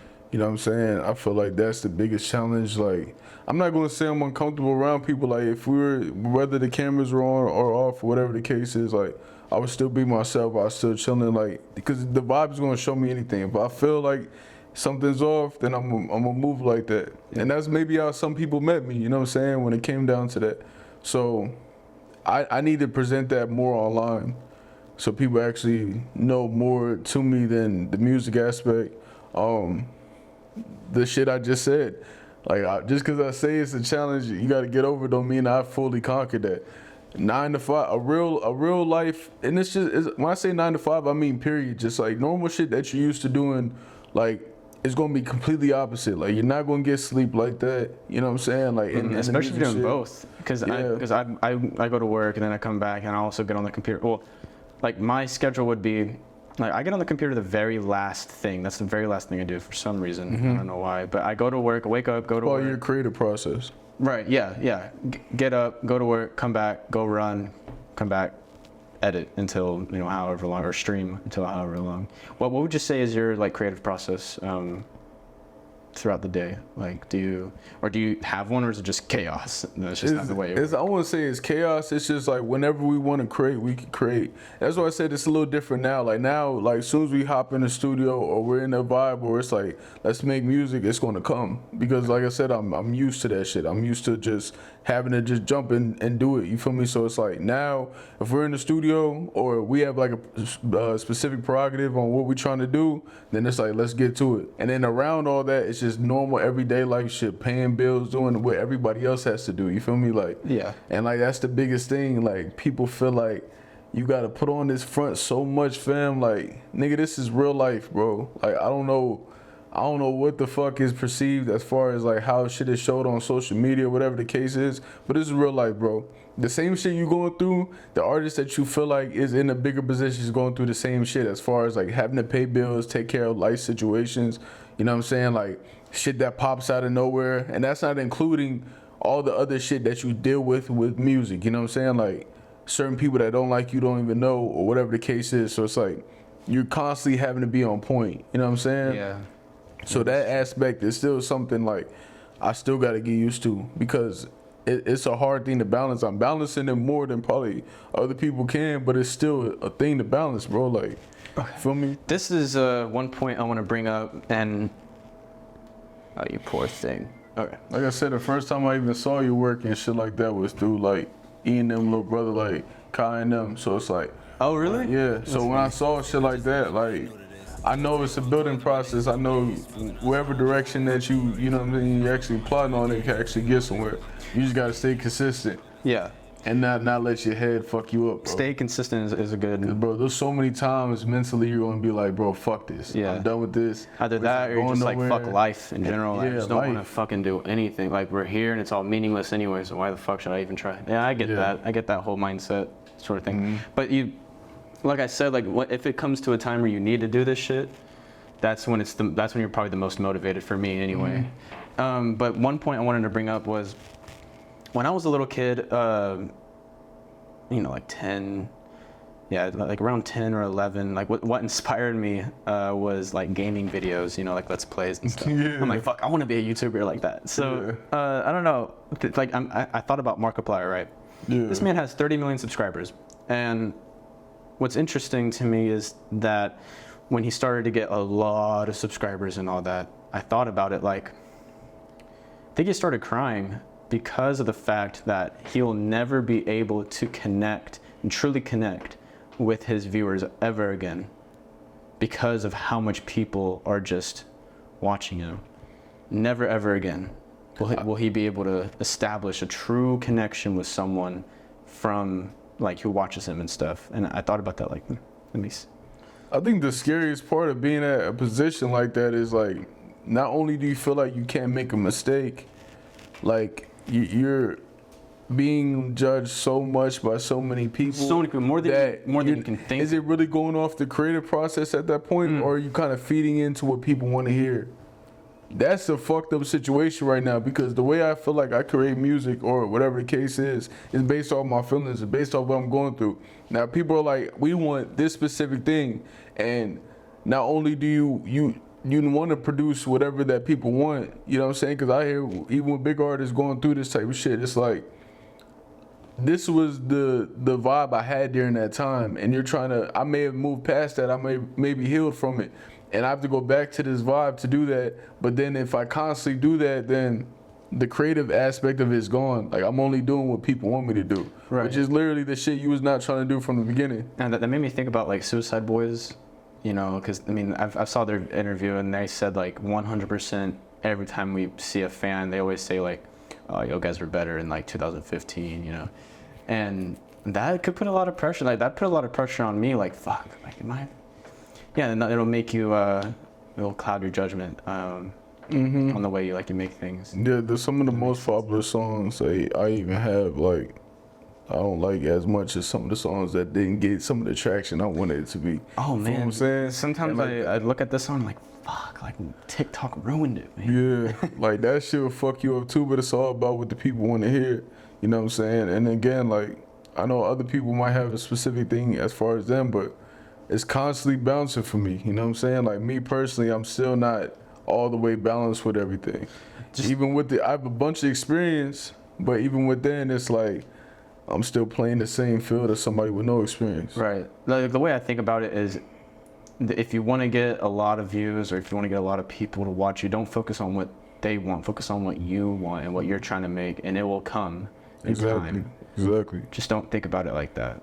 Yeah, hell yeah. That's you really got to be in that mindset. Yeah. How's what kind of shirt are you repping right now? Like what? Oh, this is Faded Decade as well as the hat too. But Faded Decade. Yeah, I've seen them on Instagram all the time too. I want to see them in person, but yeah, those are my brothers, man. Like, we've been locked in for, like I said, I think like 6 years now. Like, we went on the tour with A.M.E.C.K. That was like the first tour we were actually a part of. One of the first places we hit was besides Corpus. We did some shit in Corpus. We helped set up, this used to be this place called JG's Vape Lounge, and that's like how a lot of that shit. Yeah. So I think it was the first ever like concert I went to. yeah. Wow. So that was a lot of we were tied in with them. I ain't gonna lie, those niggas had all type of shit going on. Funny as hell. Hey, to each his own, fam. Whatever y'all, hey. But fucking, yeah, we were locked in with them, and we basically had an understanding through we even went Hidden Prosper, so we throwing shows there like every weekend. Kind of what Kill Click and all them niggas is doing right now. It was like during that time. Well, one of the when we got locked in with them, and they threw me and my boy Filthy at the time on the tour. We went there first, and then we went to Huntsville to Faded Decades. You know what I'm saying? We're thinking it's another venue. We end up locking with them. You know what I'm saying? They showed a bunch of love. The dude Nodis, you know what I'm saying? I got tied in with him. I need to work with him. I need to be in the studio with him at least one day. Yeah. Just to do it, just to be in the studio and fucking work. Yeah. It'd be fun. Fam, one of the hardest engineers too, producers and rapper. Like, he has a lot of talents. But like, specifically, I went out there at Houston with him from another tour we did. And then from there, like, we were all on that tour. Me, Nodis, Filthy, like, whatever. So I got locked in with Faded Decade through that tour. And then from there, I used to go out to Houston like every week or every other week and go see Nodis. And we go to Faded, you know what I'm saying? Because they ended up moving their shop to Houston. You know what I'm saying? So once they moved to Houston, bro, I started locking in with them. And then me and Sis, one of the owners over there, we got locked in, me, him, and Rome, and my boy Dad. And those are the three owners. And, bro, since then, it's just been, like I said before, there's a difference between, you know what I'm saying, friendships and music and business, all that shit. Those people I actually consider my brothers. Like, it's always been love, and it's just like that, you feel me? So. Do you think, do you ever have, like, creative blocks? Hell yeah, what the hell? How do you go about handling it? Don't try to push something that can't be pushed, bro. If you creatively are not there, don't try to push it out because you're gonna end up deleting it. You know what I'm saying? That's facts. Like, That's true. Everything when it comes to art is creativity, or like, it's like the influence or like the inspiration that you get in the time. You know what I'm saying? You feel there might be certain situations where you feel like I'm here right now. I gotta put something together, right? And you don't have it in you to put it out there, then it's gonna come out bad. But a lot of that shit, I'm telling you, that specific thing hasn't happened in a long time. You know what I mean? Because like, I have to find it. Like I said, a lot of those uncomfortable situations where I had to deal with that. Like, now I have to those are certain spot where I'll find it. You know what I mean? But it used to happen all the time, bro. Those used to be a minute before I could, like, bro, I can't even like slay that type of process, man, because it's so crazy to me, bro. I'm telling you, like even try to spit fucking old ass verses or whatever the case is, like trying to find something and just won't work out. Yeah. And then like, I don't like the fake shit, fam. I'm not gonna hop on there, and I know the easiest way to rap, whatever, but I'm not just gonna say that because it's easy or like talk about shit that I said I don't even want to talk about. It might get used against you later on. Hell like yeah. Drake or something. Yeah, that's what I said. Like, it is crazy because in reality, I can speak on a lot of shit, but that's where I say those two things don't correlate. Like, you're not supposed to speak on these type of things like that deep, but now like you can. Like, now people do it, so it's like it's a weird thing when it comes to specifically me. Like, I'm not bringing certain shit up. You know what I mean? So I don't know. But like that's the part. So as soon as I get into that bag and I feel like I'm talking about some bullshit, I'm like, nah, fam. One thing I want to ask is, do you have any like particular times where you've met like a fan of your music or anyone who listens to you, and like, what can you take away from those kinds of experiences when you meet someone and they're like, A.M.E.C, bro, I listen to you like all the time, bro. Like, what's up? I see you all the time on Instagram. Like, one of the biggest things that fucked me up, fam, like this was like a couple years ago, right before I joined the new age schema shit, fam. This nigga was telling me. Wait, I'm sorry, you joined? Yeah, when Schema had the second run, I was a part of it. What? Yeah, you could look at. Man's didn't do his research. Oh my god. Yeah, with Simbra, Teddy, all them, like, yeah, it was. Wow. Yeah, it was all part of that run. And you look at a lot of those videos, I'm in those videos. You know what I'm saying? Wow. Like, yeah. Okay. Yeah, keep going. Yeah. And it is funny you even go to. I can touch into that too. Like, we were already locked in before that. Like, those tours I'm talking about, it was me, Jay Green, Omen. You know what I'm saying? So when he did that, like, it all came together. That's why Red Star, when it came to Omen, and we were all locked in. You feel me? But yeah, when he did that new age shit, I was a part of that whole. Gotcha. The whole situation. That's cool. We can get into that, but. Yeah, so going back to that, I met that nigga, this specific dude was telling me, he's like, man, like, your music helps with my mental health, or like you speak a lot on mental health. And mind you, like when I'm making some of the shit, it's not like in my mind I'm really just kind of expressing how I feel about certain shit, but that specifically gave me like a more of a reason to like have pride in what I'm saying, or whatever the case, because I'm like, see, now that's actually helping somebody. It's not just some bullshit. Like you really feel like the way you express how you feel about certain shit, you know, it helps me out, whatever the case is. And like that right there, that shit was probably the biggest thing that ever stuck with me. You know no, that stuck to me too. I was at a concert and same thing. Guy comes up to me and he didn't tell me that it helped him like not commit suicide and shit, but it made me think like, oh fuck, people are actually watching. Like it reminded me, you know. And every time I'm like there and I'm editing and stuff, and I'm like, fuck, and I just want to finish it. I'm like, no, keep it going. Make sure every single thing is very well done, perfect, because these people are gonna see it. Like, it makes me take my shit more seriously. That's what I'm saying. And yeah, we totally just said the same thing, but like in a different way. Yeah. Anyway, so about Schemaposse, how's that? Can you give me like a rundown of kind of what happened and how you got involved?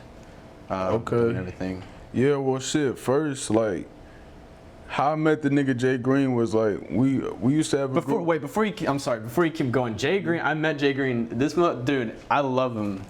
Bro. He's like, he's got this real deep like voice. You could tell he's a leader. Like I don't know, like just the way he's just sitting there by himself, you know, looking around, observing and shit. You know.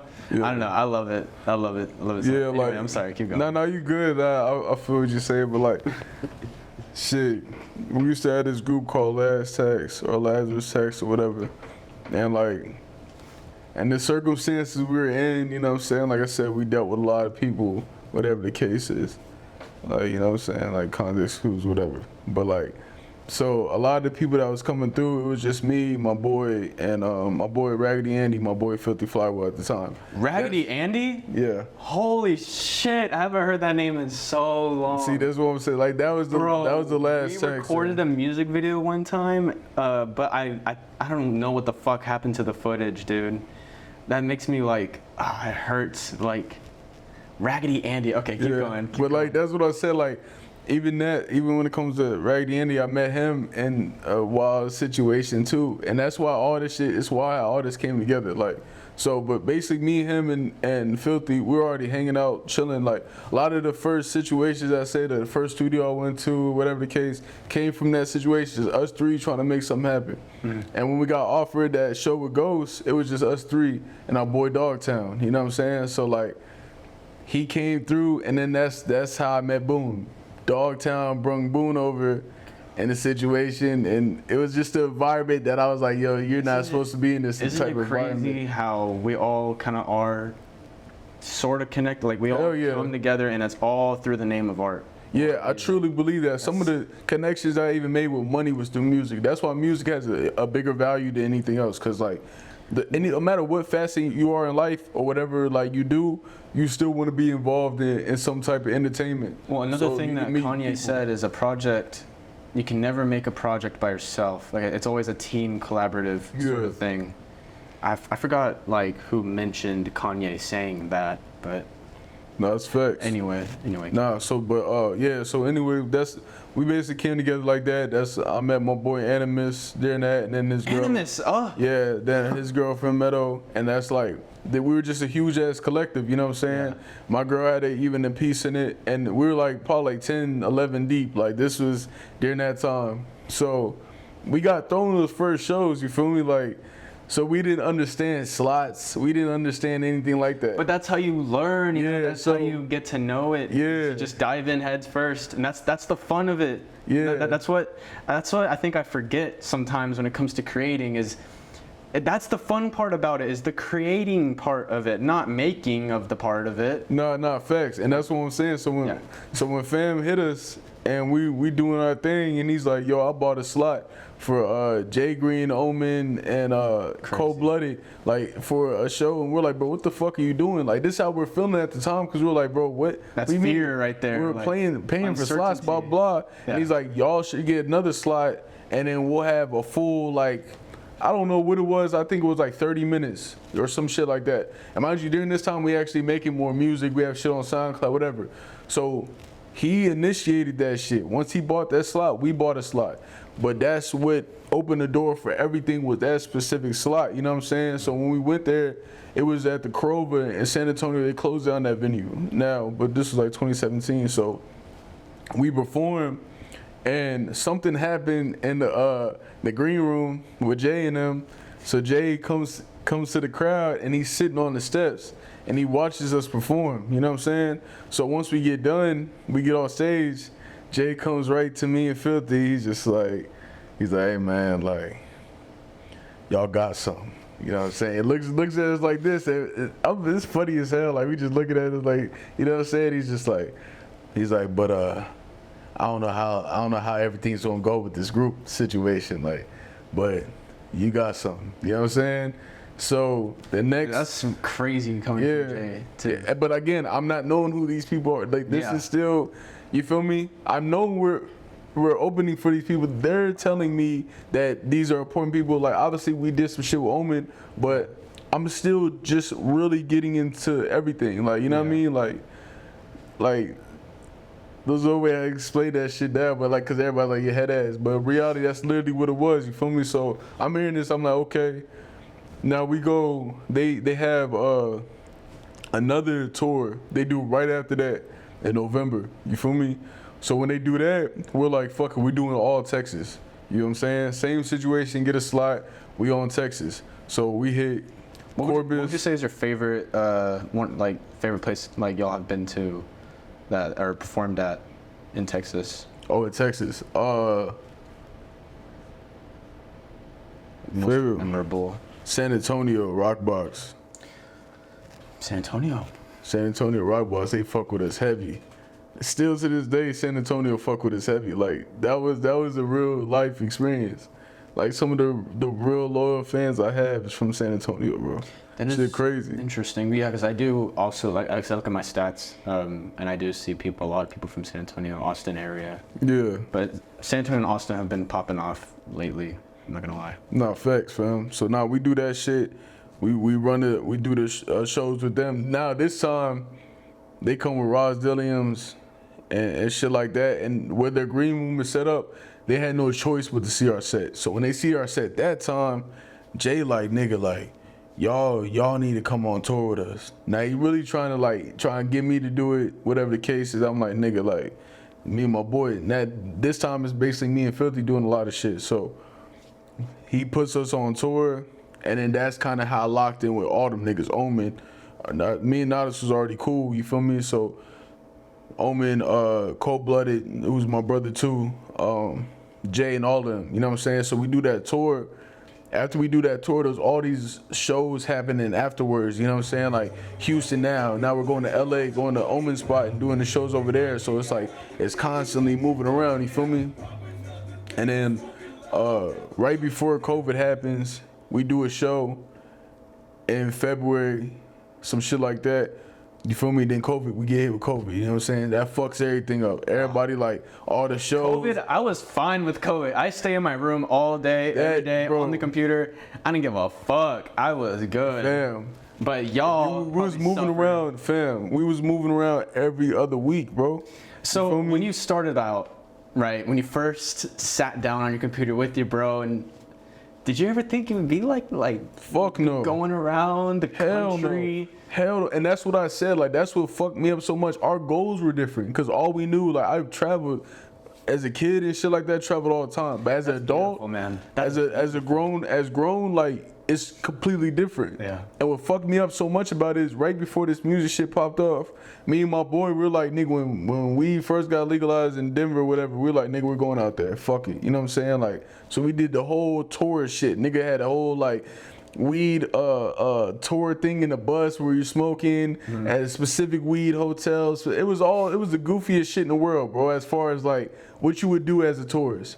When I went back out to Denver on the music tip, I saw a completely different side of Denver.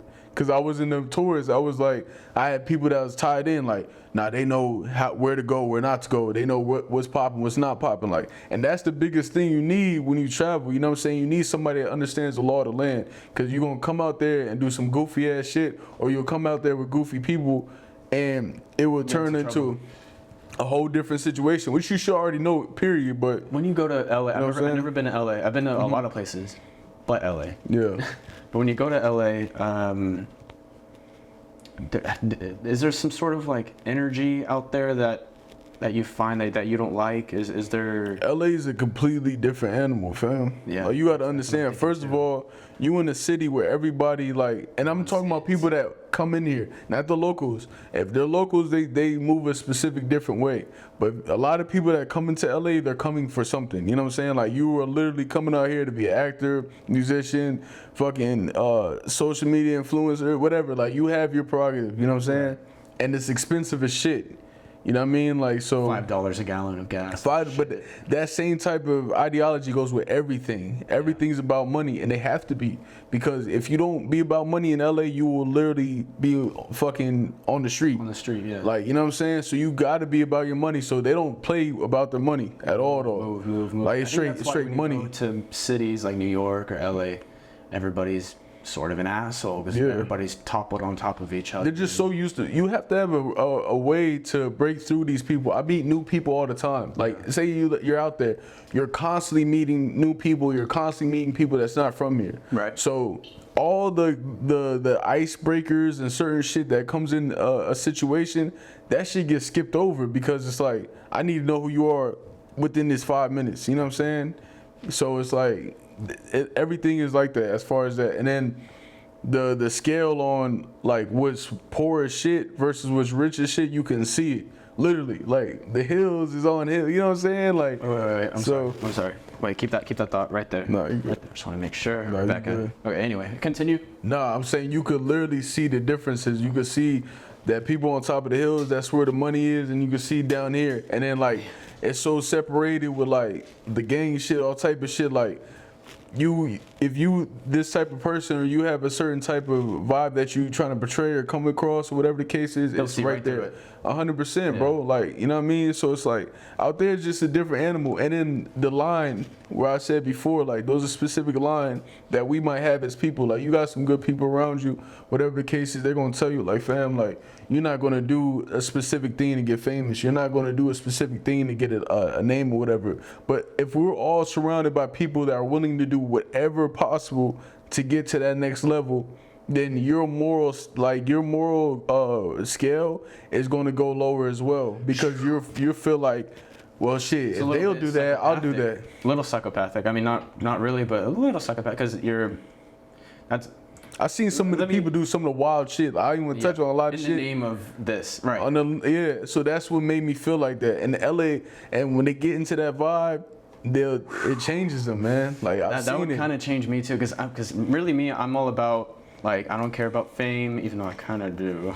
Everybody but cares. I shouldn't care about it, and I don't care about money. Like, what really matters is the art itself and the quality of it, right?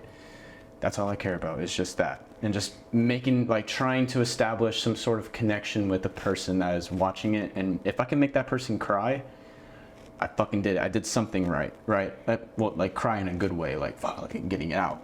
Mm-hmm. Anyway, I have a question for you. What is it called? A fun question, I guess. What place in the United States of America what city has the most psychopaths and sociopaths?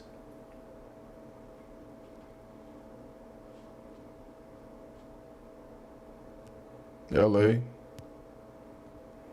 And I won't say it's Are you sure? Corpus has the most characters. Corpus has Corpus has the most characters. Is very interesting, honestly. But you gotta understand, fam, when I say that and that asset, like, you know what I'm saying? Because you could literally be around a group of people that will make everything that you do make sense, or make everything you do not make sense. You know what I'm saying? Man, like, I would love to be around Joe. Just all like. I'm gonna get back to that summary question, but when I'm around, let's just say, like, my girlfriend, I mean, like, no offense to her or anything, because she's amazing to be around. But when you're constantly focused on other shit and not like what you need to focus on, it's kind of like. But when you're just constantly around those types of people, like you said, especially like the LA area where they're hungry, you're hungry. Whatever you're around, you become. Yeah. Right? So Facts. I think that's kind of what I want. I think that's kind of what I need. Like if I was with Jay Green, bro, are you fucking kidding? Like, bro, I would be on my shit, like making sure everything is. Anyway, to answer your question or my question, the city with the most psychopaths, Washington D.C. I haven't been to Washington in a long time. I'm from Delaware, so I used to be in D.C. constantly. Think about it though, Washington D.C. Okay, hold on. Okay, hold on. Let me revise what I was gonna say. You're going off based off of like. When you said that, I'm thinking you're talking about personal experience. If you're talking about no. Obviously it would be DC because there's a lot of anywhere where money is in power, you can guarantee. You can guarantee those shits go. Fam. And what's interesting about psychopaths is it goes from a homeless person to a very rich broker. Like there is no line. You know what I mean? And also the thing about psychopaths is people think that psychopaths are like serial killers and murderers. It's actually not the case. Hell no. Yeah, it's very rare for someone to just kill someone for no reason, you know? Very rare. Have you ever met, because you've been around the country a lot, you ever met someone who you just get that off vibe? You know what I mean? You're just there's something about him. Hell yeah, I get that all the time. Yeah. But again, if you dealt with not even glorifying whatever, dealt with street shit, you would get the same type of things. Those certain things, like depending on like the element that you're in, like the survival mode, where certain people they can feel the room or they can feel like when something bad's going to happen, and some of that shit is based off of personal experience. You know what I'm saying? Right. So before the music aspect, I was already understanding that feeling, like. When, you know what I mean? When people say that, like, you don't get that feeling in your stomach that something's going to happen, it's because you don't know. And it's probably on you. You're going to be the lick. You know what I'm saying? It's the same shit in that essence. Like, if you don't peep the vibe, if you're not good at peeping body language, just non-spoken communication, then you're going to be fucked in a lot of these situations. Yeah, see, that's why I probably get fooled, brother. That's probably why I get probably fooled. Because and that's why I said, like, with the first thing you said, where your whole ideology on, like, how you feel like you want the fans to be engaged, like, your whole why of why you're doing it, that shit changes immediately based off the experience you go through. Man, you know what I'm saying? So when you see more and more shit and you understand more and more shit, not to say that completely goes, because again, no matter people going through whatever they went through, they still have the love for music, whatever. But you'll get to a point where a lot of the things that you originally thought when it comes to this shit, once you see everything, and really, I'm not saying everything. I do still a lot of shit I ain't see, but I know exactly what I saw, saying, but I think you really have to be careful looking. Like you have to question yourself, and you have to look from the outside perspective, looking in all the time to make sure that your will and your morals are still there intact while you're going. But I also understand, you know. And it has to be stronger than whoever's around you, bro. Oh yeah. Because again, like if you got 10 people around you saying something's not as bad, then you'll start the question. I have this question for you as an artist, because I hate this shit so much, man. I'm around all of my friends, right? So me and my friend, like because he makes beats, right? He made his little beat, and then he made the song for his other friend, and then he plays it for. He's like, hey, what do you think about this? And I'm just blunt. I don't give a fuck. Like I'll be like, oh, that's fucking trash. This is trash, and here's why. It's this, and this, and that's why. That's what I think. It's trash. And he's just devastated because he worked like 16 hours on that fucking, you know, he worked so hard on it just for me to say it's trash. Like, damn. But you know, that's how we get better as artists, right? Yeah, facts. But then we have over like our friends, and then they're all like, dude, it's so hard. Oh my God. Like, I love it. And I think about it like, fuck, are they really that sensitive to the point where like, if you say that their art is trash, let me tell you this, like some artists, they make their music, they make it it's their whole thing for them. So when you say that this is trash, this is bad, I don't like it, it just destroys them, and they can't take that sort of criticism. And they take it as like a hate sort of comment thing, when in reality I'm trying to help you. Like I'm trying to help you get better, or get another perspective, another person's like opinion. It's just an opinion. Yeah. at the end of the day. But If you how do you feel about that? if you were selling gas or say that and somebody didn't like it or whatever, they say this is trash, whatever the case is, you're gonna take it personally, like you grew it yourself or did something yourself. I feel like anything that, and that's in any aspect, like anything that you're presenting to somebody that you feel like you had a hand in, if you don't get the response you want to, then you're gonna take it personally. Now in the art form, this is your way of expressing the art, or like you said, like music is a depiction of real life, whatever. So you know what I'm saying. So if you feel like, damn, like this is what I feel, and you don't fuck with it, blah blah blah. I won't get. I'm the type of guy who's like, bring it on. Like, give me the honest like criticism. Look, there's a difference between hate and criticism. Where someone says, I don't like this, and that's it. And it's like, fuck. Well, you're not helping me. But if someone says, I don't like this, and here's why, then that's way more helpful than just being like, yo, this is fire. You know what I'm saying? You just gotta be ready for whoever you're asking for. If it's somebody that you got general love for, and they know they could tell you that. That's one thing. If you care about their opinion, if you're trying to go through it like a stranger, whatever the case, then that might be the worst thing to actually take on. Because again, nobody really knows what works, fam. That's what's so fucked up. I would like to say, so interesting. I was like, there's no X, Y, Z factor of how this shit works. I've literally seen 5 different blow-ups.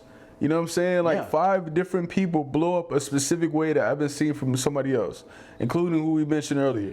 So it's like, I think that's beautiful. So because of that fucked up my head too. Because I can say this is trash, but who knows if people are looking at it like that? They might look at it like, how's he moving? How's he dressing? How's he talking? What image? A certain thing could get turned into a meme or whatever the case is. You don't know. You know what I'm saying? So now I have to be more open to shit, even when I felt like at one point I was like, dude, this is garbage. But nobody's going off specific lyrics anymore. You know what I'm saying? So you gotta be open to a bunch of shit. And then nowadays, bro, you don't know what catches somebody. You don't know. It might be 20 seconds from that song. You know what I'm saying? You don't know what the fuck somebody's going. A lot of times, fam, like you know more the trend of the specific lines of that song more than like the song itself. You know what I'm saying? Like, whatever is popping off or whatever the reel was, whatever the TikTok was, like that's what you're remembering. So when you hear the whole song, you're like, I don't even like the song like that. But who cares? It's a TikTok song. You know what I mean? Whatever. Like, it's like that with all types of shit. You feel me? Like, so you really don't know, fam. Like, it's so funny. Like, I coming from East Coast, whatever the case is, before it turned into whatever the case. Like, nigga, that was the biggest thing when it came to bars or like, you saying something or whatever the case is, and then when it got accustomed to like this type of way of making music, whatever the case is, I was like, bro, some songs might have that, some songs might not, and you gotta be okay with that. You know what I mean? Like, so that's the biggest thing, fam. Like, on that aspect, you feel me? What would you say? I think I've already talked about this, but growing up as a kid, like what is your biggest like influence that made you the man you are today? The biggest influence, and this is not music related, just period. Period, yeah. Outside of art, outside of anything. Man, the biggest influence as a kid, I'd say like my uncle, some shit like that. Just how he moves. When it came to like how he moved as a man is kind of like what I gravitated towards more. Do you ever look at a kid, you know, like 5, 4 years old, and you're like, fuck, what are they gonna be? You know what I mean? You ever look at them and you're like, damn, what the fuck are they gonna be in life? You know? It is wild, like those certain aspects, you even as a kid, bro, like I won't even say that young, I'll say like 10, 11, 12 is like when, you know what I mean? But even around that age, it's like there's certain aspects you have about yourself that might carry with you as an adult. And you don't even realize it, like some of the things that you talk about now, like where your interests are, you might have had that interest in like maybe watching a video or certain things like that, or like playing around with whatever you could get your hands on that's similar to what you do now. That's what I think a lot of us don't think about, is whatever we put out there, like there's probably a kid out there who saw it, and it will probably change them for life. No, like, facts.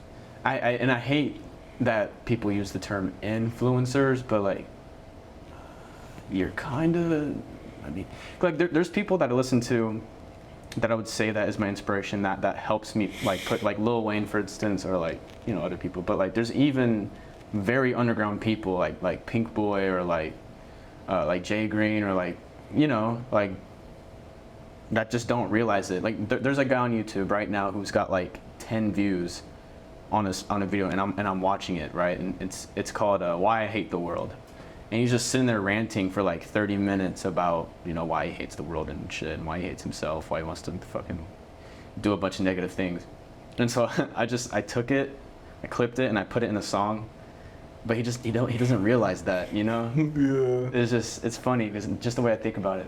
Yeah, you don't know who you're gonna influence, and you don't know what you get influenced by. Right. What I'm saying is like whoever the fuck you are out there, whatever you put out online, whether it has 10 views or 600,000, there is one person out there who have seen it, and they are taking it in, and they are thinking about you, and they are thinking about what the fuck you said or what you put out there. Yeah. Like, just saying. There was one video that I want to ask you more questions about you. I think I keep talking. Yeah, we were straight, fam. You just talking, bro. Ain't nothing wrong with that. So, for instance, there was one video that I posted. It was when I was like 12, right?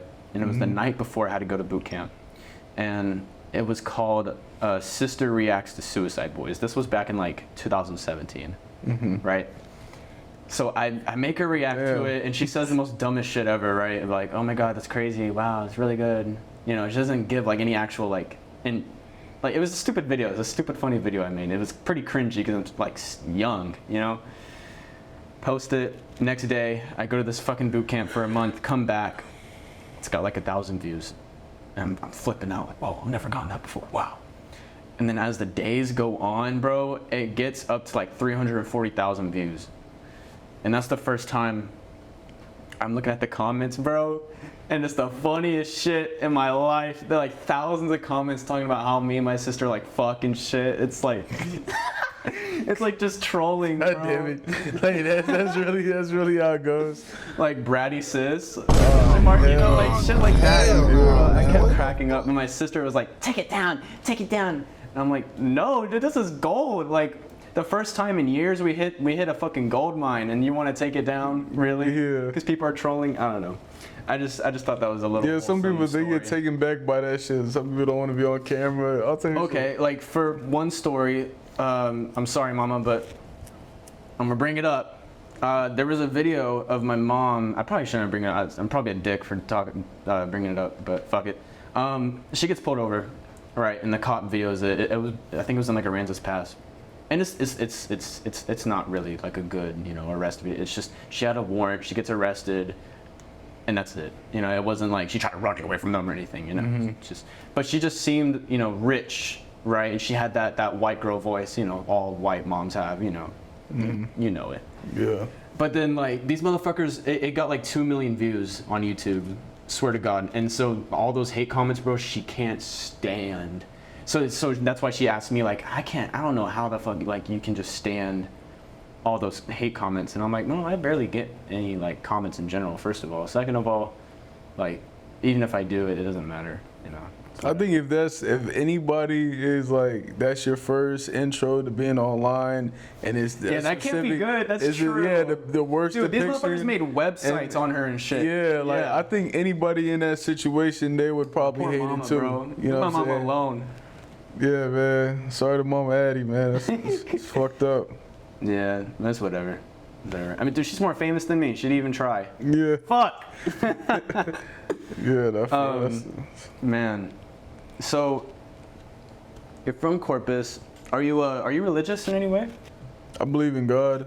Believe in God? Are you believe in a higher power? You don't like? How do you read any books? Yeah.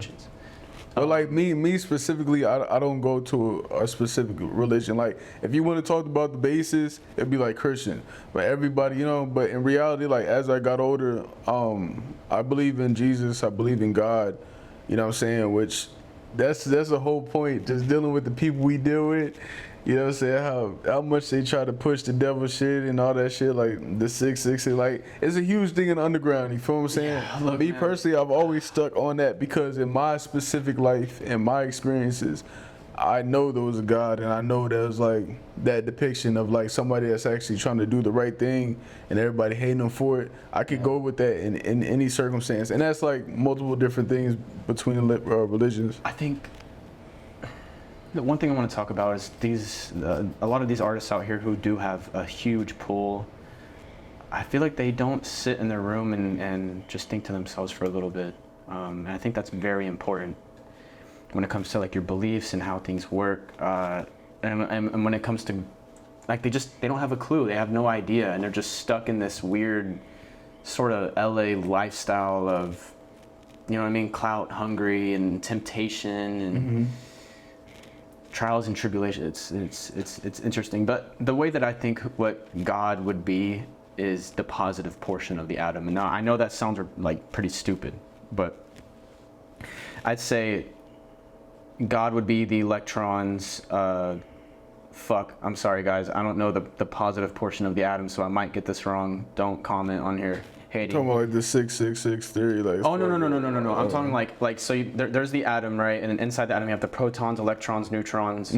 So I think the protons would be God itself. God is literally love. It's the positive portion of the atom, and negativity is the devil, which is pure negativity, pure.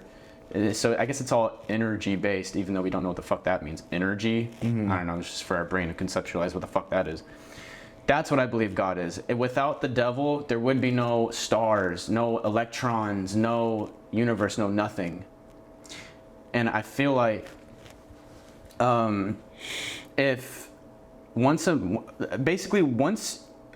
individual like us, once you start to critically think for yourself, that's eliminating any way for the devil to get in your head. And the devil gets in your head through fear, through temptation, through desire, through a lot of ways, but most of it is fear. Let's say, okay, you hate something, right? Like, fuck, I hate this. A wasp, for instance, right? A wasp comes by, oh, fuck that, I hate you, wasp, I hate that wasp. Yeah. The reason why you hate something in the first place is it's either because of fear, envy, or jealousy. It's never really anything else, right? I just wanted to tell you that just to get you, I don't know, maybe give you a little. No, I'm listening. Make you think about it later on when you're in your room, just thinking. And I was going to just to tap into that. I don't mean cut you off, No, but like I feel like another thing. 'Cause the first thing you mentioned was the fact that certain people are not thinking a certain way, and that's what I was telling you before. Like we have a certain image about people or a certain way that we feel like they move. Just like the way that I think about Jay Green, the way that I brought him up, and I said that I love the way that he just sits there and he just like. And you don't like you might not really know these people Exactly. like that. I don't really know. And music specifically, like when you are. Fuck, I'm sorry. God damn. No, you're good. No, I'm about to say no matter who you like are in life, and no matter if you are good or bad, the only thing that matters is the amount of work you put in. If you most evil person in the world, if you put enough work, that shit gonna come together. If you're the best person in the world, but you don't put enough work, it doesn't mean shit. The only thing that's respected in life is the amount of work you put in. Man, you got me thinking just another thing. Look, everybody has their own vice, not vice, no, that's the wrong word. Everybody has their own creative way of, expressing themselves, right? So, you have, that's a good point, right? Doesn't matter if you're good or bad, as long as you put the work in, you will successfully, hopefully, get there, right? So there's two types of artists. One, there's the not very so much creative one, but they work really hard. Yeah. And then there's the other guy who's super creative, but he struggles with just, working on his own stuff in general, or getting any inspiration or anything like that. And wait, fuck. I'm trying to be professional and I'm making sure. Okay, that would suck. If we I feel you, bro. So me, I think I'm the type of person who is very creative, but struggles with just kind of staying on the computer. But I mean, sometimes though, you'll be catching me fucking on there for like 24 hours straight, and it's so fun because like once you really start getting like things done, you just want to get more done. Yeah, motivation is stronger than anything. Like motivation. Oh yeah. That shit'll have you wanting to do everything. Who would you like? What do you think artists struggle with the most? Where artists struggle with the most? Yeah. Like, what do you see that, like, when you're touring and stuff, what do you see the most that you just think, like, damn, like, I wish that they didn't have that problem so that... The drugs?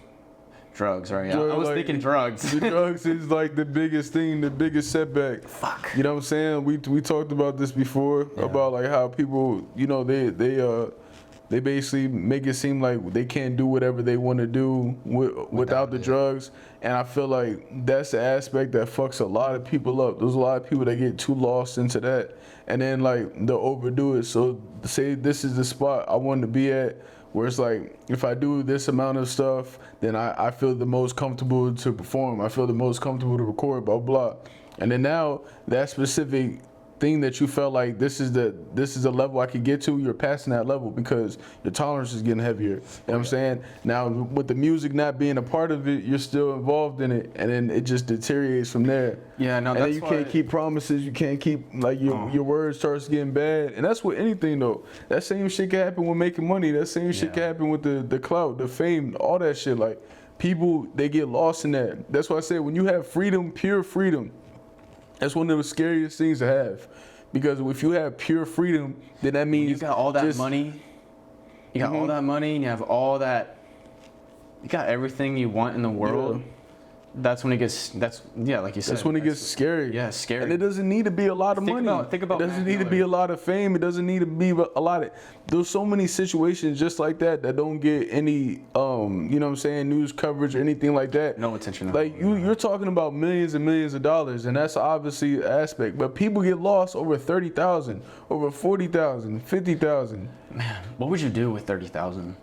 I've had 30,000 multiple times. You know what I'm saying? If I handed you right now $30,000, what'd be the first thing you'd do with it? Flip it. Flip it. That's actually smart. No, like straight up. No, now I'm saying now, like how I feel now. Yeah. When I got it those times, fucked off. You know what I'm saying? Yeah. Or a lot of the music was literally like spawned off those big licks and shit like that. Like, but you think that shit gets stretched because you're not.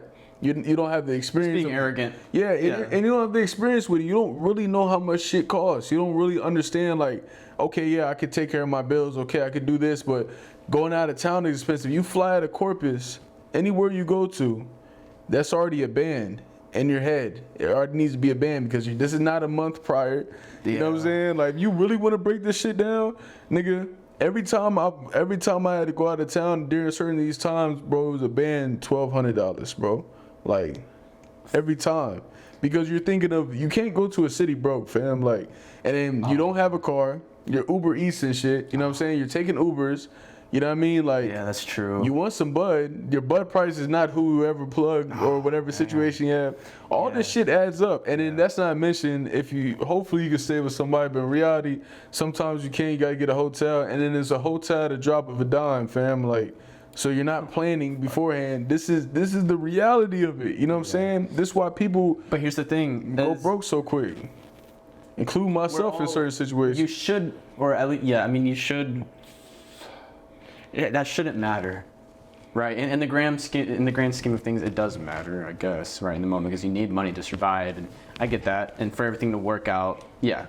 But at the end of the day, you just want it to work out, right? And it's for the art, and it's for the better in general. And right now, like, when you go out to those cities and you work with these people that you've probably never met before, and they're popping or whatever, you're actually making history in a way. Like I think a lot of us don't realize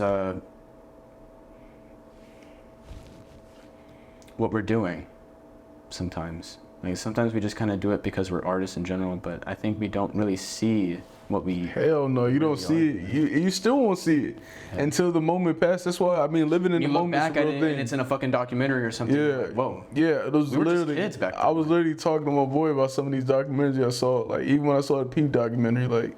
There's certain aspects in there that, like, I understood, but I understand some of the shit they say. You know, whatever, but I'm gonna get into that. But it's like, have you ever asked Jay Green about Peep or anything? You have to understand, like, I mean, besides Jay Green, a lot of people around were close to Peep. Like, a lot of the new scheming people, like I'll say Cold Blooded, Omen, Jay Green, like, they were all cool with him. You know what I'm saying? Like, it was literally like... Jay Green was with them, like, Jay Green put him on Schema before he was, I guess, quote unquote, really popping or whatever. Yeah. Him and Ghost. 2015, right around there, right? I think the end of 2015. Yeah. Him and Ghost. That's like around like gym class area. I might be wrong. I could be wrong. Yeah. Some of these histories are literally 5-6 months, bro. You know how crazy some of this shit is. It's like a lot of this shit. It's just like, bro. That's why I say like, and again, how people have a relationship with them, or when it comes to anybody, like it might be different versus the interaction that you may have had with them. Fuck. But you know him as the artist. You don't really know him as a person. So. Yeah. I mean, I hear stories of, you know what I mean, everything like that. I don't know, some people want to keep whatever personal because they were actually cool with him. Like, they weren't calling him, like some of these people calling him Gus and shit, like on a friend type of level, you know what I mean? So I don't want to tap into it because I know it's like people's feet, but it's like everybody has different interactions with people, bro. It's basically what I'm getting at, you know what I'm saying? Like, but as a fan, or, you know what I mean, just the same as me being a fan, whatever, you're going to see it as however it looked like as far as like the image that's put out with the videos and music and stuff like that. So have you ever... So I don't know him as a person, you know? Okay. I never met him, so. Okay, but like Jay Green, like, you never talked to him? Yeah, he's mentioned him. Like a bunch of people have, like, as far as Jay Green has mentioned him a lot. Some of the other people I've been cool with mention him a lot, and they all say he's good people. With just people are still people, you know what I'm saying? But and again, do you think they didn't expect it to happen? Like it. Think of it as your own friend group. You know what I'm saying? Like I don't know if you had any people around your circle that died or overdosed. Shout out to Levi. Okay. Chapman. Now think of it in that same type of regard, but all y'all got motion. All y'all got something going on. So you might have a specific feeling or whatever how you have at the situation, but on YouTube and you know what I mean, other people's mind, they have a specific thing, and you might feel like, nah, this is this and this and this. And you can't even speak on how you actually feel about the situation because you have a huge audience coming at it like, what do you mean this and this and this? You know what I'm saying? So like they knew him and shit. Yeah, and but that's how it is. The same reason how you feel the same way you feel about it because you have a specific connection what the music did and the videos did. Isn't that insane? We put shit out there and people feel connected to you. Yeah. And every person, the way they interpret your lyrics, it's all different. It's all different. Like, what the fuck? Like, it's crazy, dude. And then, like, that's what I say, the way you work and the way you doing shit, you're going to be around them type of people anyways in your life. So when you get around these people, you might have a perception about somebody or you feel a certain strong way about them, and your world is going to get destroyed when meeting them in person. Never idolize people. That's one great deal of advice. You never have an idol, never have a hero or anything like that, because you're going to meet them. It's like all you said, your whole world's gonna be turned upside down. Yeah, and it's gonna fuck you up. Yeah. But that's how that shit, you know, goes in any of those type of situations. Yeah. So that's why I'm answering it like that, not to like deter what you were saying, but I don't know Fam as a person, but I had the same connection to his music just as how you explained it. Like that's how I felt about it. You know what I'm saying? Because I was going through a certain type of shit going like in that specific time period. So when I hear it, I'm like, damn, bro, like I think of that. Man, I can't even really listen to his shit now because it just brings so much emotion up there, you know. So it's just, and it brings back like, you know, other relationships that I've had, and it's like. It's really like gut wrenching, to be honest. And you grew up off that. You say you're 20 now, so when all that shit was going on, you was like preteens, 14, to adulthood. 13, so that's your whole. You know what I mean? Do you ever gatekeep artists? Nah. I do. Nah, not anymore because I know how it feels. You know what I'm saying? I know how it feels now as an artist. But before, like, everybody was like, man, you ain't know about this artist, blah, blah. I'm like, nigga, better let him know so he get them streams. What the fuck? Dude, that's what I'm saying. Like, get that man his streams, it's the feeling of, like, they're my artist. So it feels more, like, personal and not like they're talking to me. And you don't even know this nigga. This dude be stealing. It's weird. He be stealing from his own mama. And you know? Because I don't want my friend bumping them the next day and they're like, yo, they're so awesome. And they're like, I'm here like, and then it gets deeper. People are fighting for this dude. Yeah. You still don't know who this guy is. Yeah. You don't know who any of these people are, bro. Okay, one thing I've noticed about, have you ever met, have you ever seen this in general on the internet? You see these group of guys, right, or an artist in general, they're super talented, you love their music, it's amazing, and then they blow up. and then they get a huge fan base, right? And then they drop the next album, and it's not as good. It's different. They're trying to like have it be some sort of way that it shouldn't be. And it's okay, like you guys can do whatever you want, freedom of, creative control or whatever. But it just doesn't hit the same because of the fact that they got this fan base and they now want to try, they're just trying too much. The best art ever is always going to be created in these moments. Always, fam. Because you don't know what you're so hungry for it, and you don't know what it's going to turn into, that you're putting everything into it. You know what I'm saying? And there's no hands in it yet. A lot of these people, once they get signed, bro, when you're signed, you have to do shit a specific way. Like a specific way. Keep that thought. You know what I'm saying? Just want to check real quick. Don't want to fuck this up. Yeah. Get into some murky waters. We're talking about getting signed and shit right now. Oh, I am ready. I'm ready. Yeah, bro. All right. Would you ever sign? Would I ever sign before? Nah, will I sign now? Depending on the situation. Okay. Because I feel as though there's a strong window that I need to grab right now versus when I was younger or like first started doing this. Like 2017, I was real big on that. Boom. Okay. You feel me? Yeah. But again, I didn't know at that time that we were making more money doing what we were doing versus the artists that we were coming into.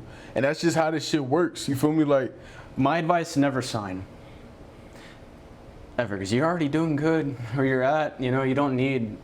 Basically, I think the way that I saw like a reel about it, and the manager or whoever, he was like, yeah, we can't sign you because you don't have like 50,000 followers yet. But once you do, like, we'll all sign you. And it's like, so you want me to gain more followers by myself for y'all to, I don't know, help me? It's kind of weird. Okay, but like, anyway. no, again, going off you You know what I mean? Specific way you're thinking right now, and I fully understand it. That's why I'm just looking like Yeah, that. it's hard to. It's hard to I literally explain, felt that too. You know what I'm saying? But I'll say it like this, right? A lot of things that you go through or whatever is all experience based, right? You're right. You're speaking from a specific point that certain people have even got to. You know what I mean? Like most of my boys, whatever the case, has been signed and got in fucked up situations, whatever the case is. The experience they gained from that situation you would have never got. You don't know what the fuck you're walking into, you know what I'm saying, until you walk it.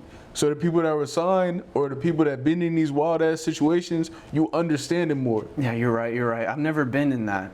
So You literally don't like I don't that's the know. part. You I don't know, but I will say that. But I've seen online what has happened to people who've been signed, and that's just so I'm not speaking from my own experience. Yeah. I will admit that. Yeah, and that's what fuck up a lot of situations, bro. Like, and especially how people like getting these documentaries, all that shit, bro. If you there and you seeing what's going on, you might look at some of that shit again. That's why I said the documentary and certain shit. I'll look at it, I'm like, those certain aspects. I'm like, wait a minute. Do you think people who have actually Or the been scheme of the around new scheme. Keep and every day like Goth and Cold Heart, all of them, do you think they watch the documentary and they're like, what the fuck? Yeah, I think why the fuck hell is it yeah. interpreted this way? Exactly, No, because you're it going shouldn't up. be interpreted. It's almost the same shit as like is if you're going up to 7 people that know you, right? Right. And they're like, they all might have different ideas on what they think of you or certain things you did or whatever the case is, and that's who's describing you. There's a Netflix documentary that came out, and of course it's about true crime. For fuck's sakes, Yeah. another fucking true crime one, right? Yeah. Here we go, guys. Well, one thing about it that I really hate about true crime is the fact of this right here. You're suffering. My entertainment value is more. Sorry, my entertainment has more value than your suffering. Mm-hmm.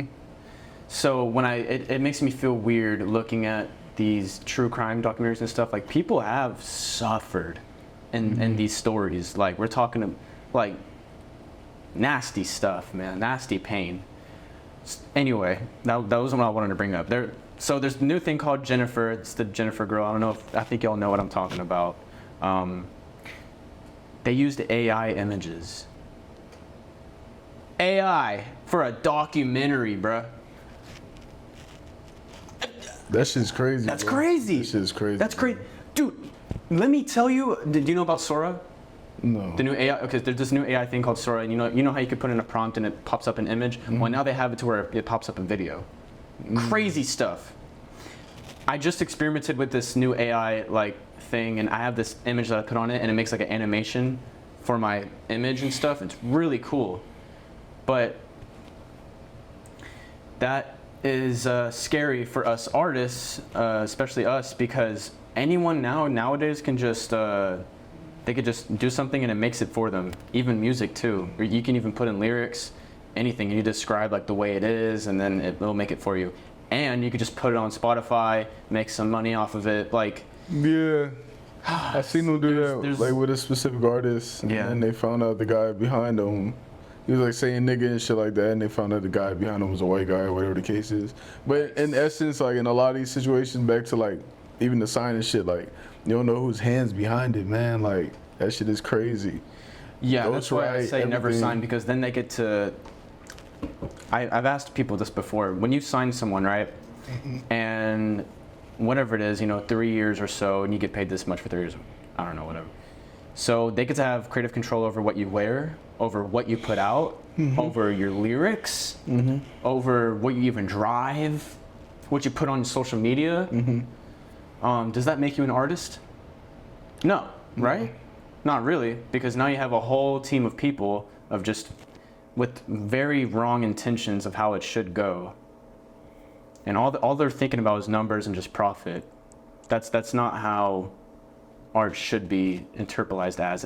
Art shouldn't be interpreted as a dollar sign. You know what I mean? Yeah. Like It's a weird line, and this is why I said like Very weird. why like nowadays I even have it in my mind at a certain point. That machine is different though, bro. The machine that a label or somebody could put behind you is different than something that you have, unless you have people in those right places. And a lot of times, you think somebody's going to want to be like, everybody wants to be the star.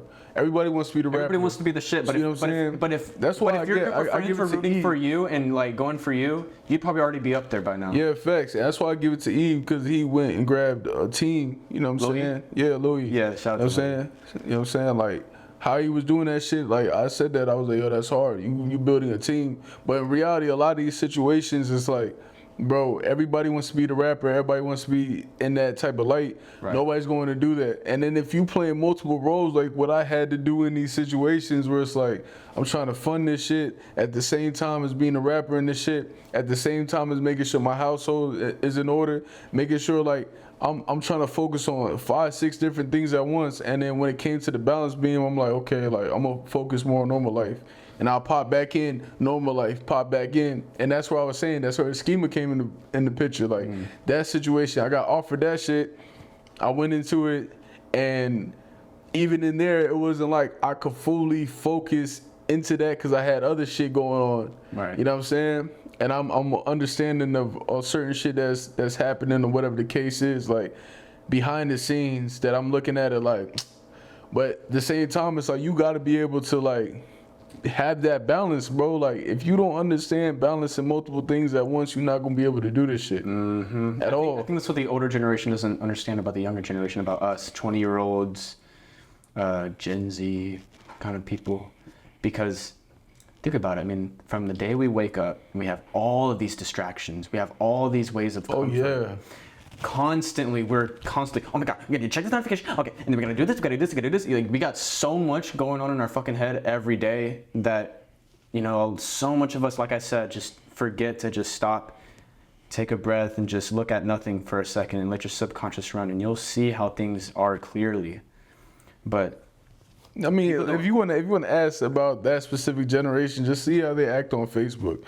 The way y'all are locked into Facebook the exact same way. Like it's kind of like that meme where like the real guy shit on Twitter, he put like, fuck, what was it? It was like, y'all be doing this for like this much hours, and like y'all are always on the internet. And then some guy replied, and he's like, you've been tweeting like 20 tweets since 2007, which means that you have You've been tweeting like 40 tweets a day, bro. Yeah. You're also on the internet. Yeah, like it's a constant thing. You know what I mean? I've met some people that literally like no social media, no anything, and then it is viewed as weird. But it's like, Oh, that's I give it to them. You know what I'm saying? Because I can't even do that. My shit. guilty You feel me? pleasure is YouTube, man. Like I'll sit there on YouTube all day. Well, not all day. Yeah. That's what I said. Like Man. nowadays with YouTubers and streaming, like the streamers and stuff like that, they're bigger than any rapper or anything. Cause it's like that's what people are drawn to. They want the Everybody's entertainment. streaming now. Yeah. It's crazy, man. Everybody's streaming. Yeah. Pretty crazy. No. What are you gonna do after this? What do you got planned for today? Shit, bro. Honestly, I'm just gonna be cooling today, fam. What time is it? It is currently 2:53. It's Yeah. definitely past the hour, but Yeah. I don't really got anything planned today. do you have any like Vibing. specific goals that you have in mind of what you want to like accomplish? Yeah, there's a lot of things I want to accomplish. I mean, me, period. Like, I want to be able to flip at least 50 to 100,000 and get 25% profit, 2 times a month. That's one of my goals, and that can be with music. That can be with anything. As far as music, I want to be able to be making like at least 5 figures off streaming. And I've known multiple people to do it, you know what I'm saying? So it's like, that's like a minimal goal. And that's where some of those deals come into play where they'll offer these big amounts, which is like 100,000 to 400,000. But in reality, a lot of these people, they'll clear 12 to like 17,000 a month in streaming, you know what I'm saying? My So it's like, but you know, it's the same thing when it comes to money, period, right? Like if you don't have a specific budget or a certain way how you spend money, you'll create a lifestyle based off that money, and then once you lose that money, you already have this lifestyle, so it seems like a bigger drop. You know what I'm saying? Because with more money comes more responsibilities, obviously. But it's like, you know what I mean? If you're making that type of money, unless you're literally like, yeah, I'm bad. Not saying anything about anything. Like if anybody around you knows you're making that amount of money, you have to move a certain amount of way, like a certain way. You know what I'm saying? Like, period. Like, you're not going to be able to stay in a $1,200 apartment. You're not going to be able to stay in these places. If people know you got money, if you're able to get touched. You know what I'm saying? So, have you ever been that's definitely fooled? one. Huh? You ever been fooled? You ever been? You probably won't admit it here on the interview. No, I'll admit it. I don't give a fuck. Have you been like tricked before? What is it called? Finessed? Finessed or like in what way? Let's say, for instance. Okay, I'll say mine. Okay, so I wanted to get drugs. Whoop-de-doo. I have like $100. The guy, this is when I was like 15, 16. The guy, dude, I text him on Telegram. So obviously, like, never texted this guy before, don't know who he is. Yeah. He's like, all right, I'm pulling up, send the payment right now. Yeah. What? Okay, so that's what you mean. Yeah. Never heard of that. So I send like half of the payment. He's off. He's gone. Doesn't pull up. He's like, all right, send the other half and I'll come. And I send the other fucking half, dude. Dude, I never walked back in the house in my life. Just my head down. Oh my God. Yeah, I was fooled. I was tricked. But I mean, I guess that's like one of the things that you learn.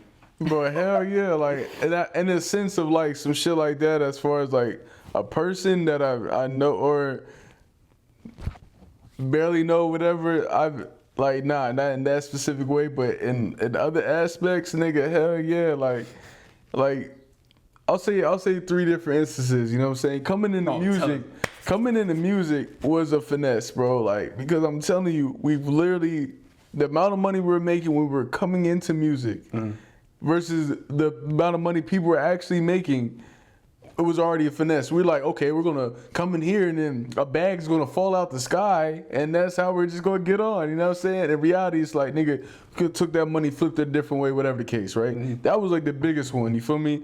And then like fucking nigga, fucking Cash App scams, shit like that. Cash App scams, oh. Bro, I'm telling you, like $10, we'll flip it for. yes, bro. I got hit with some stupid ass shit. I knew it was goofy. I was barred out, fam. I'm thinking shit just smooth. Like, Wait a minute, this I is got an opportunity. yeah, goofy as hell. Got hit with that. You know what I'm saying? I got hit with shit like that. As far as like on some like somebody finessing me or rob or whatever the case, like nah, ain't no shit like that. But it's like situations, bro, goofy shit like that. Like and strangers and getting finessed. You know what I'm saying? This is like early, like this is probably before music. You know what I mean? But like, bro, yeah. That shit can happen, bro. It's like, funny though. You'll that's think how back to niggas it and make just money. laugh like. Yeah, that's how people make money off that shit, like on that scam. People shit. make a fucking living off of that shit. Of Scamming fucking people over. dude. And that's bro, that's one aspect. I'd rather like, bro, I never like there's never been no robbing, set up, anything on my name, bro. And I like to keep it like that because I feel like if you're gonna have a business or you have a product that somebody wants, and you know what I'm saying, I feel like that's the best way to make money. And that's in anything, you know what I'm saying? Not specifically something illegal, but just having a product or a service to give to somebody. Especially if you're a plug, you don't want to go out, you know, robbing or like finessing your buyers because you won't have that buyer again, and that buyer will tell other people about you. You know, it's even about what you can get away with. Like, I'm gonna finesse you because I know I can. That's still to me. I put you in that same boat because you taking advantage of a situation. I just have respect for people. I don't think I can. I don't like that kind of way of going about life. You know, it's a weird line to be drawn in that because people will feel like this, right? Man. I'm gonna be real. I'm just saying something like that. If they look at you in a situation, they'll just be like, all right, man, I could fuck this dude over. You know what I'm saying? I could hit him on top of the head. But you probably in a situation where you taken care of, so fuck it. You know what I'm saying? In my eyes, that's still fucked up. Yeah. But in reality, it's like, that's where that line gets drawn sometimes. You know what I'm saying? Like, oh nah, man, he woo. Like, I'll just fuck him over. He'll be straight. And you might have been straight, but you still fuck somebody over. Fuck you over later. You feel me? Not to say I've never made mistakes. Nigga, I've been in a situation currently in a mistake that I feel like I got to deal with. Here's how I think about it. You put negativity out there, it'll come back to you. Yeah, I'm gonna treat people like shit. Karma. They're gonna treat you like it's gonna come back to you in an equal way because that's what the universe is. It's all about balance. You put love out there, you'll get love back. Yeah. But it's kind of interesting to think about, like when I'm around, especially a lot of people that I don't know. I'm like, we were at a point of time where we were like scalping each other and fucking, you know, pillaging this tribe over here and raping their women and shit. And now here we are, just cool, you know. That's not what I expected you to say, but I get what you're saying. You know what I mean? Yeah, that you just like interesting. But like to the beginning of the time, so crazy type of interaction. It's just normal people. Y'all are talking about just normal shit. You just hear that, you're like, oh shit, yeah. Nah, I feel you. Like those are aspects. You ever met a friend who's had a near-death experience before? Hell yeah, I met a lot. What have they told you? I've had near-death experience. Have you had a near-death experience? Yeah. Really? Yeah. Was it from? Let me guess. Drugs? Or nah? I can say that in an instant. Nothing crazy, but enough. Cause it was like downer shit, like lean, Zans, like that shit. Gotcha. Hell yeah. Yeah. As far as like, again, I know a lot of shit, like when they think of near death, just getting shot at or whatever case. I had a near death experience in the weight room. And fucking when I was in like a sophomore, dog, like there was this fucking lady, fam. She was doing the squats, you know what I'm saying? And let me rewind that. There was a guy before her that was doing the squats. We called him Superman. This motherfucker was like 5'7", but just a rock looking ass nigga. Head. Yes. So this dude had 4 plates on both sides, or it was either 4 or 5 plates, right? Right. He gets off, cocky motherfucker, doesn't clean off the rack, nothing. Just straight asshole, fam. Walks away. This girl comes in the weight room, bro, and she clears off half the rack. Now, obviously, like, just gauging off that, you know that the weight is going to shift from one side and flip the other side. Wait, you know so what I she didn't clear the other half? No, The other half? she pulled all the weights off of one half of the rack. What the fuck? Because she's not even thinking of the whatever, you know what I'm saying? I go down Cause those dumbbells right here, I don't even work I go out, down. I know, like, like you don't do shit like that. Just anything. Like what the fuck? If those like all this shit on one side, like anywhere, like on the table, you would think that it would like exactly. But she's not thinking that. She's just like, oh, I'm just gonna. I don't know what the fuck she was thinking, bro. I went down to grab the dumbbells, and something in my head told me not to grab it, and I was just like, and I got up a little bit. But the then that fucking bar just- Also, Final Destination shit, yes, bro. Went right across my face, smacked the other shit, and dented the metal. And I was like, yo, right then and there. And then the coach comes in. He's like, what the fuck? Who did that? Blah, blah. It was the girl. So he's just like, oh, okay, you can't do stuff like that. Blah, blah, blah. He said that shit. I'm like, nigga, so he when that happened, that was like the closest shit. As far as that, because I want to kill me, bro. Wow. There's no way. There's no way. That's metal. Like the bars weigh like 45 pounds. You feel me? So like, if that shit wouldn't hit me in the head, bro, yes, it dented the metal, fam. Like that was one of the crazy, like the closest. That's gonna make you stand back and want to go like hug your mom or something. Go home into a fetal position. Like what the fuck just happened? That's one of them situations. Like. Wow, but that literally happened to me, fam. And I was like the first, but there was a bunch of like obviously shit that I don't even want to touch into. Today I was just thinking about how like we do our own thing every day, and we have our schedules and all that. Let's say this guy's outside, he's walking around, he's like, fuck, my wife just cheated on me. Yeah. Bullshit. And then imagine if a bear or a fucking lion. Imagine a lion just coming out of nowhere. All those thoughts about like being cheated on and shit goes out the window, bro. You got a fucking bear right next to you. You have a bear coming at you. Now it's just survival mode right now. You're not thinking about nothing at that point. You have a bear. You know what I'm saying? You don't have to anymore. Nobody's even like even in your fucking mind, you're not having these type of scenarios come into play where you're gonna have a bear chase. But once that bear comes in, all that shit goes out the window. Now that shit doesn't even matter anymore. What the fuck? Nah, I don't know. I wouldn't even know what to do. I'll do the same shit. What the hell? There's a bear chasing after me. I'll just be like, I don't know you got 3 seconds. What are you gonna do with a bear? You start running, you can't. You can't even run. I mean, I'm gonna probably fucking throw down. You gonna throw down with a bear? I'm gonna throw down and then I'm gonna get thrown down. Bro, but I don't care. This is not Tekken. You can't just fight a fucking bear. You know fuck it, bro. I got my spirit animal in me. I don't care. You can't fight a bear, dog. You can't fight a bear. You're fucked. You're fucked. If you start running, you got 3 seconds. You're done, your head's cut off. You're done. That's it, bro. You don't like nothing. All right, I got one question for you. What's up? What do you think is the most painful way to die? Fuck, man. The most painful way to die? I know, it's a little dark. It's dark right here. It's dark as shit, dog. Get the light on me. The most painful way I think to die. Looking at us. Nah, Jesus. Fuck, dog. I don't even want, yeah. I'll say You want to know it? What is it? You want to know what it is? No, what is it? Wait, fuck, what is it? What is it? Scalping. Scalping. Like the cutting off your skin. What the fuck is it called? That's what I said. Like, I didn't want to go too dark in this situation. What the hell is it called? Fucking skinning? Skinning! There we go, yeah. I've heard that skinning is the most painful way to go. Who are you hearing this from?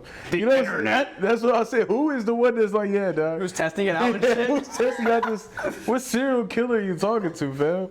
Man, I talk to a lot of street guys online. We get on 4chan, we go crazy. Fucking skinning is crazy, yes, bro. I believe that'd probably be the worst. I wouldn't want any of that. I think I might die from a heart attack, to be honest. We're living, bro. Oh yeah, we're living. We're here. Living. Thank living, God. Man. We're here. I tell bro, there's so many people you have to understand, bro. People always talk about this shit. I tell motherfuckers every time they talk about death. I'm like, dog, we living. We're living right now. We're living. Worried about it. I feel like man, the fear of death is something that can control someone's life. Okay, for instance.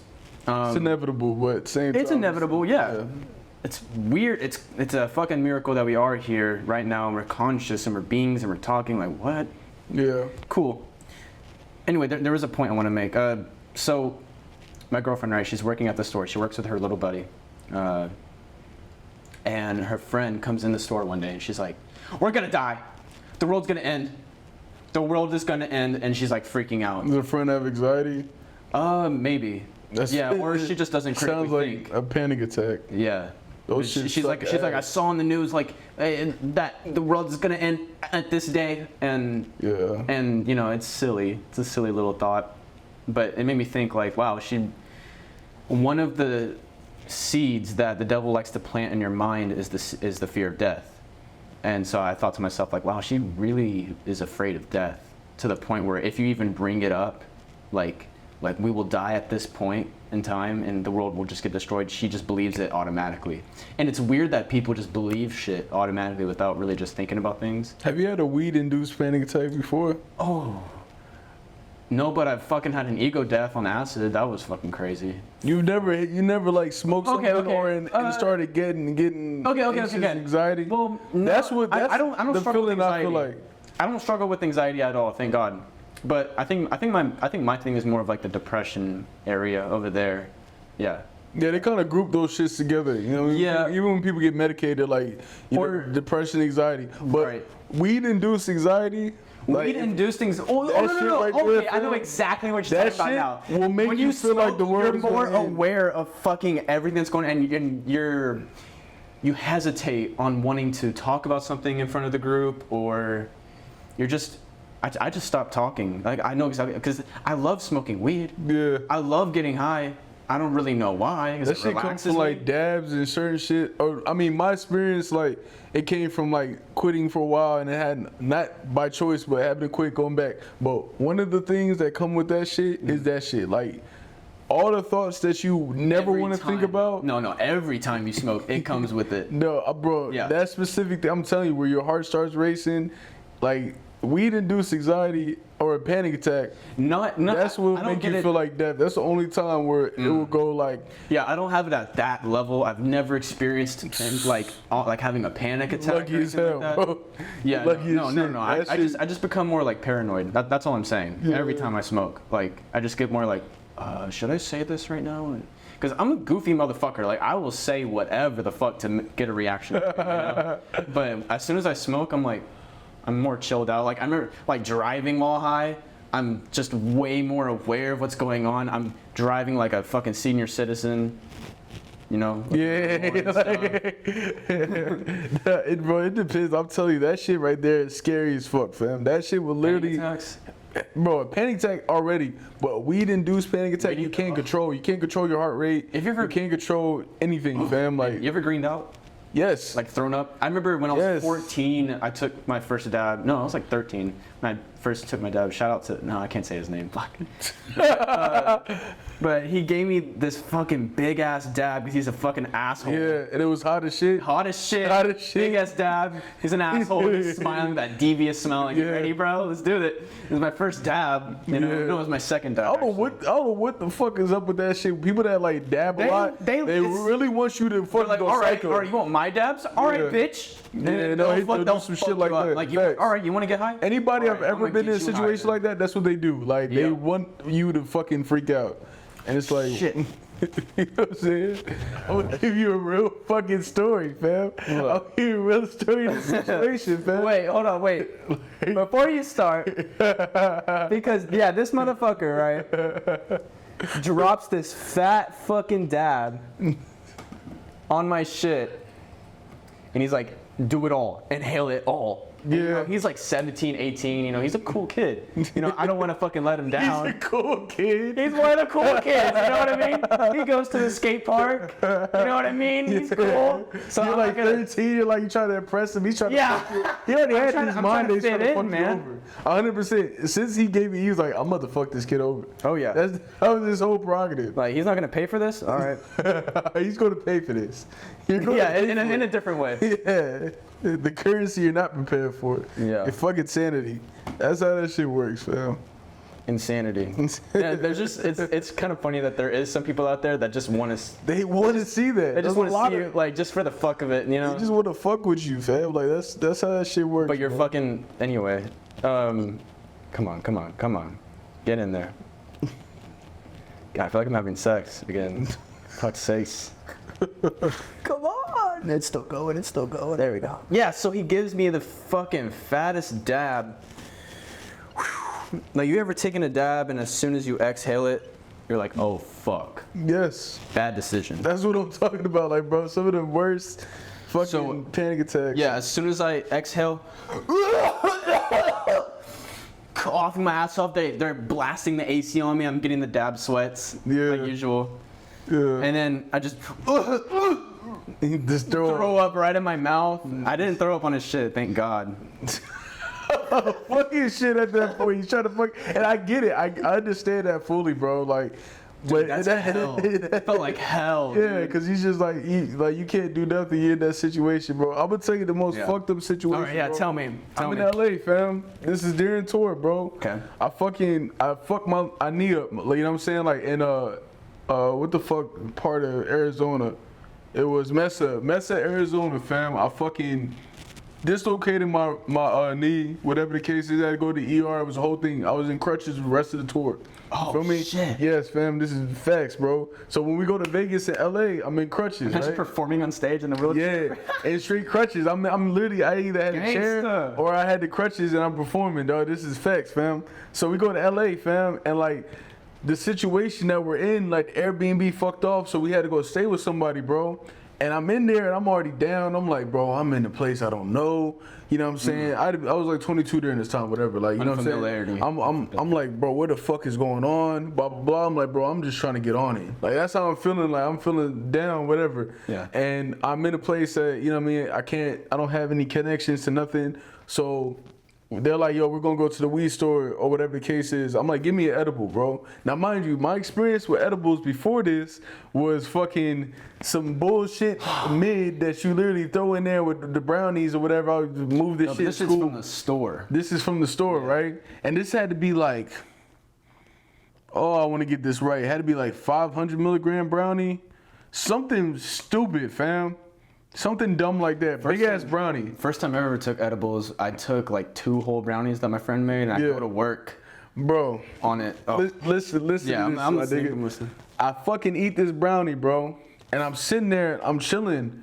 And These edibles ain't shit. anytime I've ever had these type of weed-induced panic attacks, it's the same shit. My fucking stomach drops. And then everything just like, the same feeling I get that something ain't right, it would have that shit with the panic attack, whatever. So that shit happened. I said, "Oh fuck!" Now, mind you, I can't move around like this. I'm in my fucking knees in the like a sling thing, not sling thing. What the fuck am I talking about? It's like a knee brace. Cast, yeah, a knee brace, but a long ass knee brace. Not even the one. I've had one of those before. I Yeah, had a big goofy as practice shit. before, too. On top of jeans, you can't do shit with that. Yeah. So I'm sitting here on the chair, and I'm in this random house, and I'm fucking tweaking bad, bro. I'm talking about like all the craziest thoughts in your head. I'm looking around. I'm in this bitch sweating like I'm all fucking crack or some shit. I'm looking around. Oh, no. I'm like, oh shit. I try to tell You're my probably boy. coming up too. You're Yeah. still not even like in full effect yet. Yeah, Oh. I'm still coming up. So I'm telling my boy, I'm like, bro, I'm tweaking, blah, blah. And they're like, we got to go to this other house. And this other house, because that's how it works when you're on tour. Like, you're not just staying in one place. So I'm like, fuck. So we're in cars. I'm hearing the cars go by. I'm tweaking. I'm getting back into this dude's house. And this was the most beautiful setting, fam. We're literally in the backyard of his boy's house. He's rich or whatever the case is, bro. Whoever friend we're staying at. That's how a lot of that shit would happen too. Like, there's always a rich kid that comes over there that wants to be a part of it. Yeah. And then sometimes that's how it happens. Whatever, nigga. We're in the backyard. Nigga, nice ass pool. Fucking steps that go up. You know what I mean? Like, this shit looks like a movie. And I'm in this bitch like straight tweaking. Like, everybody's having fun, bro. I'm talking everybody. They're in that bitch playing basketball. He's a basketball the court. moment. Enjoying everything. I'm in his bitch tweaking, dog. Like, sweating. Fucking in LA, the heat is different, bro. This shit will burn your skin type of hot. You know what I'm saying? So I'm trying to keep my foot in the shade. I'm literally just in this bitch going crazy. And then my boy, it's like, he's just fucking with me the whole time, bro. The whole time he's just Bro, like, what the he's just like smack my shit and I'm tweaking. I'm like, bro, what the fuck? I don't see nobody, you know what I'm saying? He just keeps smacking my shoulder, doing this, and then I catch him. I'm like, bro, what the fuck? He's laughing. I'm like, bro, why are you doing this right now? Like, you know what I'm saying? Like, I'm tweaking, bro. Like, what the fuck? And bro, it was like 7 hours of hell, fam. Straight panic attack. And now I'm still having to be on point. I'm still having to be on guard because I'm in a place I don't know. With all you know these what I'm different saying? people, all the people who are that gonna meet you, and, Yeah. and they're gonna like leave, You know what I'm saying? having that I'm with Omen, Jay, all them. You know what I'm saying? Like this is that situation, and I'm literally in this bitch full on panic attack. I don't know what I would have. I probably would have put the fan on you, given you some water. I don't fucking know. Bro, no. In reality, there's nothing that I could do to like make you. Yeah, and then again, I don't. Through it. There's nothing I can expect in that situation too. Like a nigga ain't gonna just be like, "Oh man, calm down, bro." Like, no, nigga, they're just gonna laugh at you because they're like, "Bro, what the fuck you doing?" And I'm even in my head like, this is so new to me that I'm like, bro, what happened to being big and bad and shit? Yeah, like exactly. So I'm in this bitch like just in the stupid uncomfortable. I'm having to fight this shit, bro. It was like 7 hours, and I like finally when it got to like 8, 9 o'clock, I like made myself go to sleep. And when I woke up, I don't think I smoked for like 3 days after that. Cause I was feel a little different when you woke up? Hell yeah, like that's what does a weird feeling, right? It's literally like when you go to sleep, like any of those type the weed induced shit. Yeah. Usually when you wake up, it might be a little flutters, whatever, but you'll be able to move past it. But during the time, you want to talk about fucking 7 hours of hell? Man, one time I'm not gonna say who was with me, but I took 2 gel tabs. I was 14, and purple little gel tabs, right? People were fucking you over when you was a kid, but they put you in these like wild ass situations, bro. I don't want to say who, cause I bet you don't gotta say who, he's man. super close to me, and like yeah, you don't gotta say who. I'm saying that like it just like seems like he didn't mean to fuck me because he does acid all the time and shit, and he's like, all right, well, because like I've done it before, like I've done it since I was like 12 and shit, so like, like I thought I was used to it. You never get cocky with psychedelics, man. You never underestimate the power, man, ever. I fucking take these tabs and I'm with my ex-girlfriend, right? She's laying in bed, and I remember I was coming up. And gel tabs for me, with my experience, like when you come up, it comes up fast, like 30 minutes, boom, you're there. Like I was sitting there, I had all these little like posters on my wall, laying in my bed. She goes to sleep. I'm in my room. I had to pee. I'm in my boxers. Here's the thing, my friend that gave me the acid was right outside the door. I was butt naked, and I needed to get to the bathroom. I have to pass by him. I didn't want to pass by him. So in your head, you butt naked. You're not actually butt naked. No, I'm actually butt. I'm in my boxers, basically. I'm not. I was like, what the hell? I'm not butt naked, but like, I didn't want. I don't know. If you guys understand, the guys who actually been through those edges of the shower and stuff, like y'all understand that the concept of eating a banana or going to the bathroom and you're tripping balls is it's super hard to understand. Mm-hmm. Also, when you go into the bathroom and you look at yourself in the mirror, you'll be stuck in there for like 20 minutes just like, what the fuck? Oh. Anyway, but that's when I lost. She goes to sleep and I'm there like, what time is it? What time is it? What's my name? What time is it? And I that's what I kept asking myself. And I didn't know what my name was. I didn't know what time was. I didn't know what, like I looked at my phone and I saw like 3:04 a.m.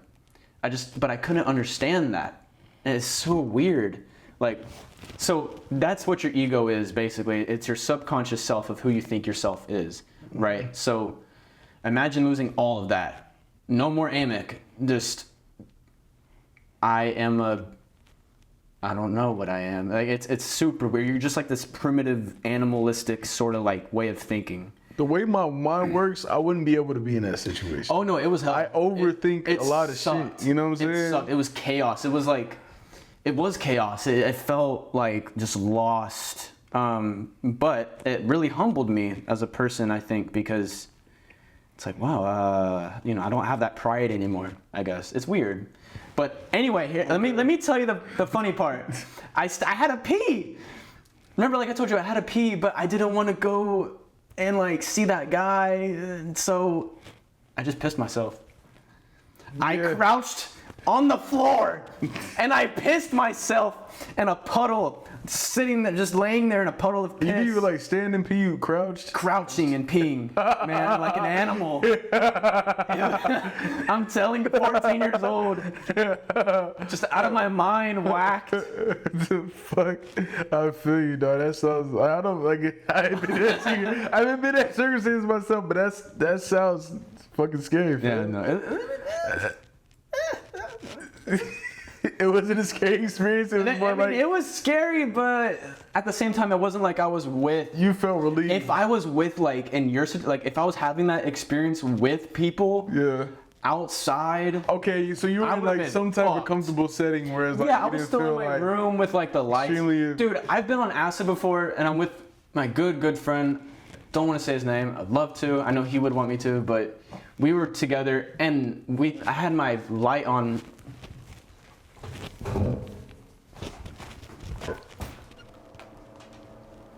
That battery's running low. Fuck. Okay, but yeah, so like, I have a blue light on in my room, and I turn off the light. I'm like, whoa, dude, they're gonna see us. I'm like, what? Who the fuck's gonna see us? Like, it doesn't matter. And then I'm laying on the floor, and me and him, like it's so weird how like energy, like negative energy and stuff, how it works through people. So weird, like, and it works in a cycle. So like, let's say I'm a kid and a girl diddles me, right? She touches me and shit, and it It's the craziest example. oh yeah, I know. So she's like touching me and shit, and I'm like, little. I guess she's like telling you as a kid, it's telling you like this is okay. You know what I mean? And then you get older and you do it. It's a cycle of negativity that happens, right? That's kind of my way of like explaining it, of how it works. So I tell my friend, I lay down on the floor on my back, and I felt like I was dying. You know, just my stomach felt super weird, and then his stomach started feeling weird. I don't know, man. Like acid, I have a bunch of good trips as well, but like I'm only pointing out the bad ones because those are probably the most like funny and or interesting ones. The fun ones were just like, yay, haha, good. Fractals, colors, sweet. Yeah. Philosophy, life, yeah, we get it, cool. Yeah, that's what I'm saying. Like, I don't know. I've never done acid. I've done shrooms one time, and that was a whole situation of his own. But the setting I was in was a controlled setting. Like, he did it the right way. He did it like, it was like a house. He had the right videos to play. I'm telling you, man. It was a good energy. And then as soon as I left that comfortable setting, and I went to a gas station where there was arguments, a bunch of people hit licks, Oh, hell all that no, shit, bro. it fucked me up bad. I was like, I gotta get the fuck out of here, like right now. No, I've been there. done it since I've then. been there. I'm It tripping. was on only fucking- one time. I'm tripping on penis envy mushrooms. I don't know if you know what those are, but those No. are really strong. But like, you take usually like a gram. Let's say a gram of penis envy mushrooms. It's like 3 grams of like regular shrooms. If you look it up, you know, you'll find it. But anyway, I'm with my guy. I'm not gonna say his name, but he's the shit, and he's a music guy. He's older, so like he actually gets the shit. You know what I mean? Gives me the penis envy mushrooms just cause he's a fucking G, and I take them and I'm sitting there. I'm editing my fucking death video and shit, and like as I'm sitting there looking at like, you know, like it was just shapes. You know, trying to understand my editing style and stuff, and then I couldn't for the moment. And then, you know, my friend who gave me the penis envy mushrooms, he's drunk now, right? Because he's been drinking, and he has a kid, and his girl comes in the room, and you know, he's talking to her, he's all like fucked, and he's like, go over there, you know, and it's fine, you know, it's totally fine, like it was totally controlled, everything. But me looking at that, I was like, oh fuck, like this is fucking me up, because you know, I have a drunk father so it's like, so I need to get out of here. So I get up, and he's like, you dipping like a skillet? And I'm like, yeah. And then as soon as I left, all of that anxiety and stuff just, it's weird. You just got to change your settings sometimes. Yeah, like, energy is everything, bro. Energy It's is weird. everything. Weird. It's weird how it goes. It comes through us, and we don't even like know it, how it affects us. Let's say you can control. You can't control how the way people act, but you can control how you react to things. Yeah, 100%. So just before like you react emotionally about anything, especially with us guys, that's big with us men or guys, is we're so big on not using our emotions because it doesn't get us through these obstacles in life, right? But a lot of the times it gets built up, and then like once we get to that like pivotal point of like we're about to fucking break, you know, that's when we break, you know. Yeah, hell yeah, everything's built in. Especially, but that's why concerts are good. Especially the responsibilities you have Yeah. from people and the responsibilities you have in your household, responsibilities you have with other people, and what people view you as. Because again, like once you hit a certain part, and I don't have to be always connected with money and fame or music, whatever, just how people see you. you know what I'm saying, the generalization how people see you, it's like they won't ever expect you to make a mistake. And again, that's why I said something I'm dealing with currently. Like, I think that's what the internet's all like. You know what I mean? And then that shit expect you to be the most perfect. that aspect right there can really fuck with somebody. You know what I'm saying? Yeah. But you It's still real gotta human, uphold you a know? certain type of vibe because it's a survival tactic. It's a defense mechanism. You know what I'm saying? Like, I gotta constantly be a certain way, or it could be this.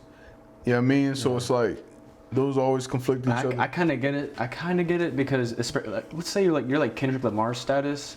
You know, people are gonna expect you to act, like to be, you know, the man. You know what I mean? Yeah. I mean that totally makes sense. But I can totally see how that fucks with people. Yeah, just even somebody in your life that you view as a respectable person. It doesn't. That's why I say like it doesn't have to be specifically that. Just period. Yeah. That type of weight is heavy. Now again, you're going off a scale of you're the whole world's person of that. That's a whole different weight that I wouldn't even know what to do with. But in that aspect, that's really what it is. All right, we're gonna wrap this up. Would you want to give your last shout outs? This camera's about to die.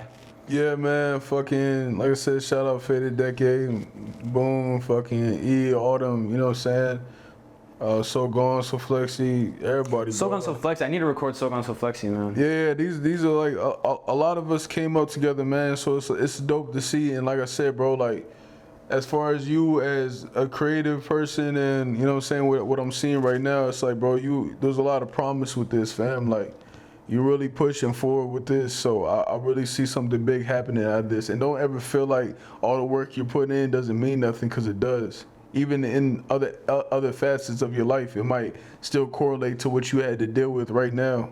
Yeah. In the situation you're in, you might use this, even if you never touch any of this shit again, you go do a normal job or whatever the case is, some of the lessons and some of the things that you went through with right here is going to help you in there. I don't know. I'm for sure gonna always keep doing this no matter what. It's what And that's good, you feel me? But I just mean period, bro. Relationships, it doesn't have to be specifically a job, just relationships, everything, bro. It all comes back to this. You know what I'm saying? All right, man. Well, if that's it, I guess we're done. Yeah. All right, well, thank you, everybody. Thank you, A.M.E.C., for coming through and doing this interview with me. I really appreciate that. Yeah, it was dope, fam. Just normal conversation. Yeah. Well, all right. Bye, everybody. See how the moves are set, so I play it perfect. Niggas really try to hold me back, it ain't working. So I'm coming for they next, I leave a slain person. Trying to preach a better message is the main purpose. Stay stacking, get the picture, see the captions. I was dropping hella weight, it's like I work for Atkins. Type of shit to drive me crazy in my belt ain't fasten. So there's nothing to hold me back when I go to crashing.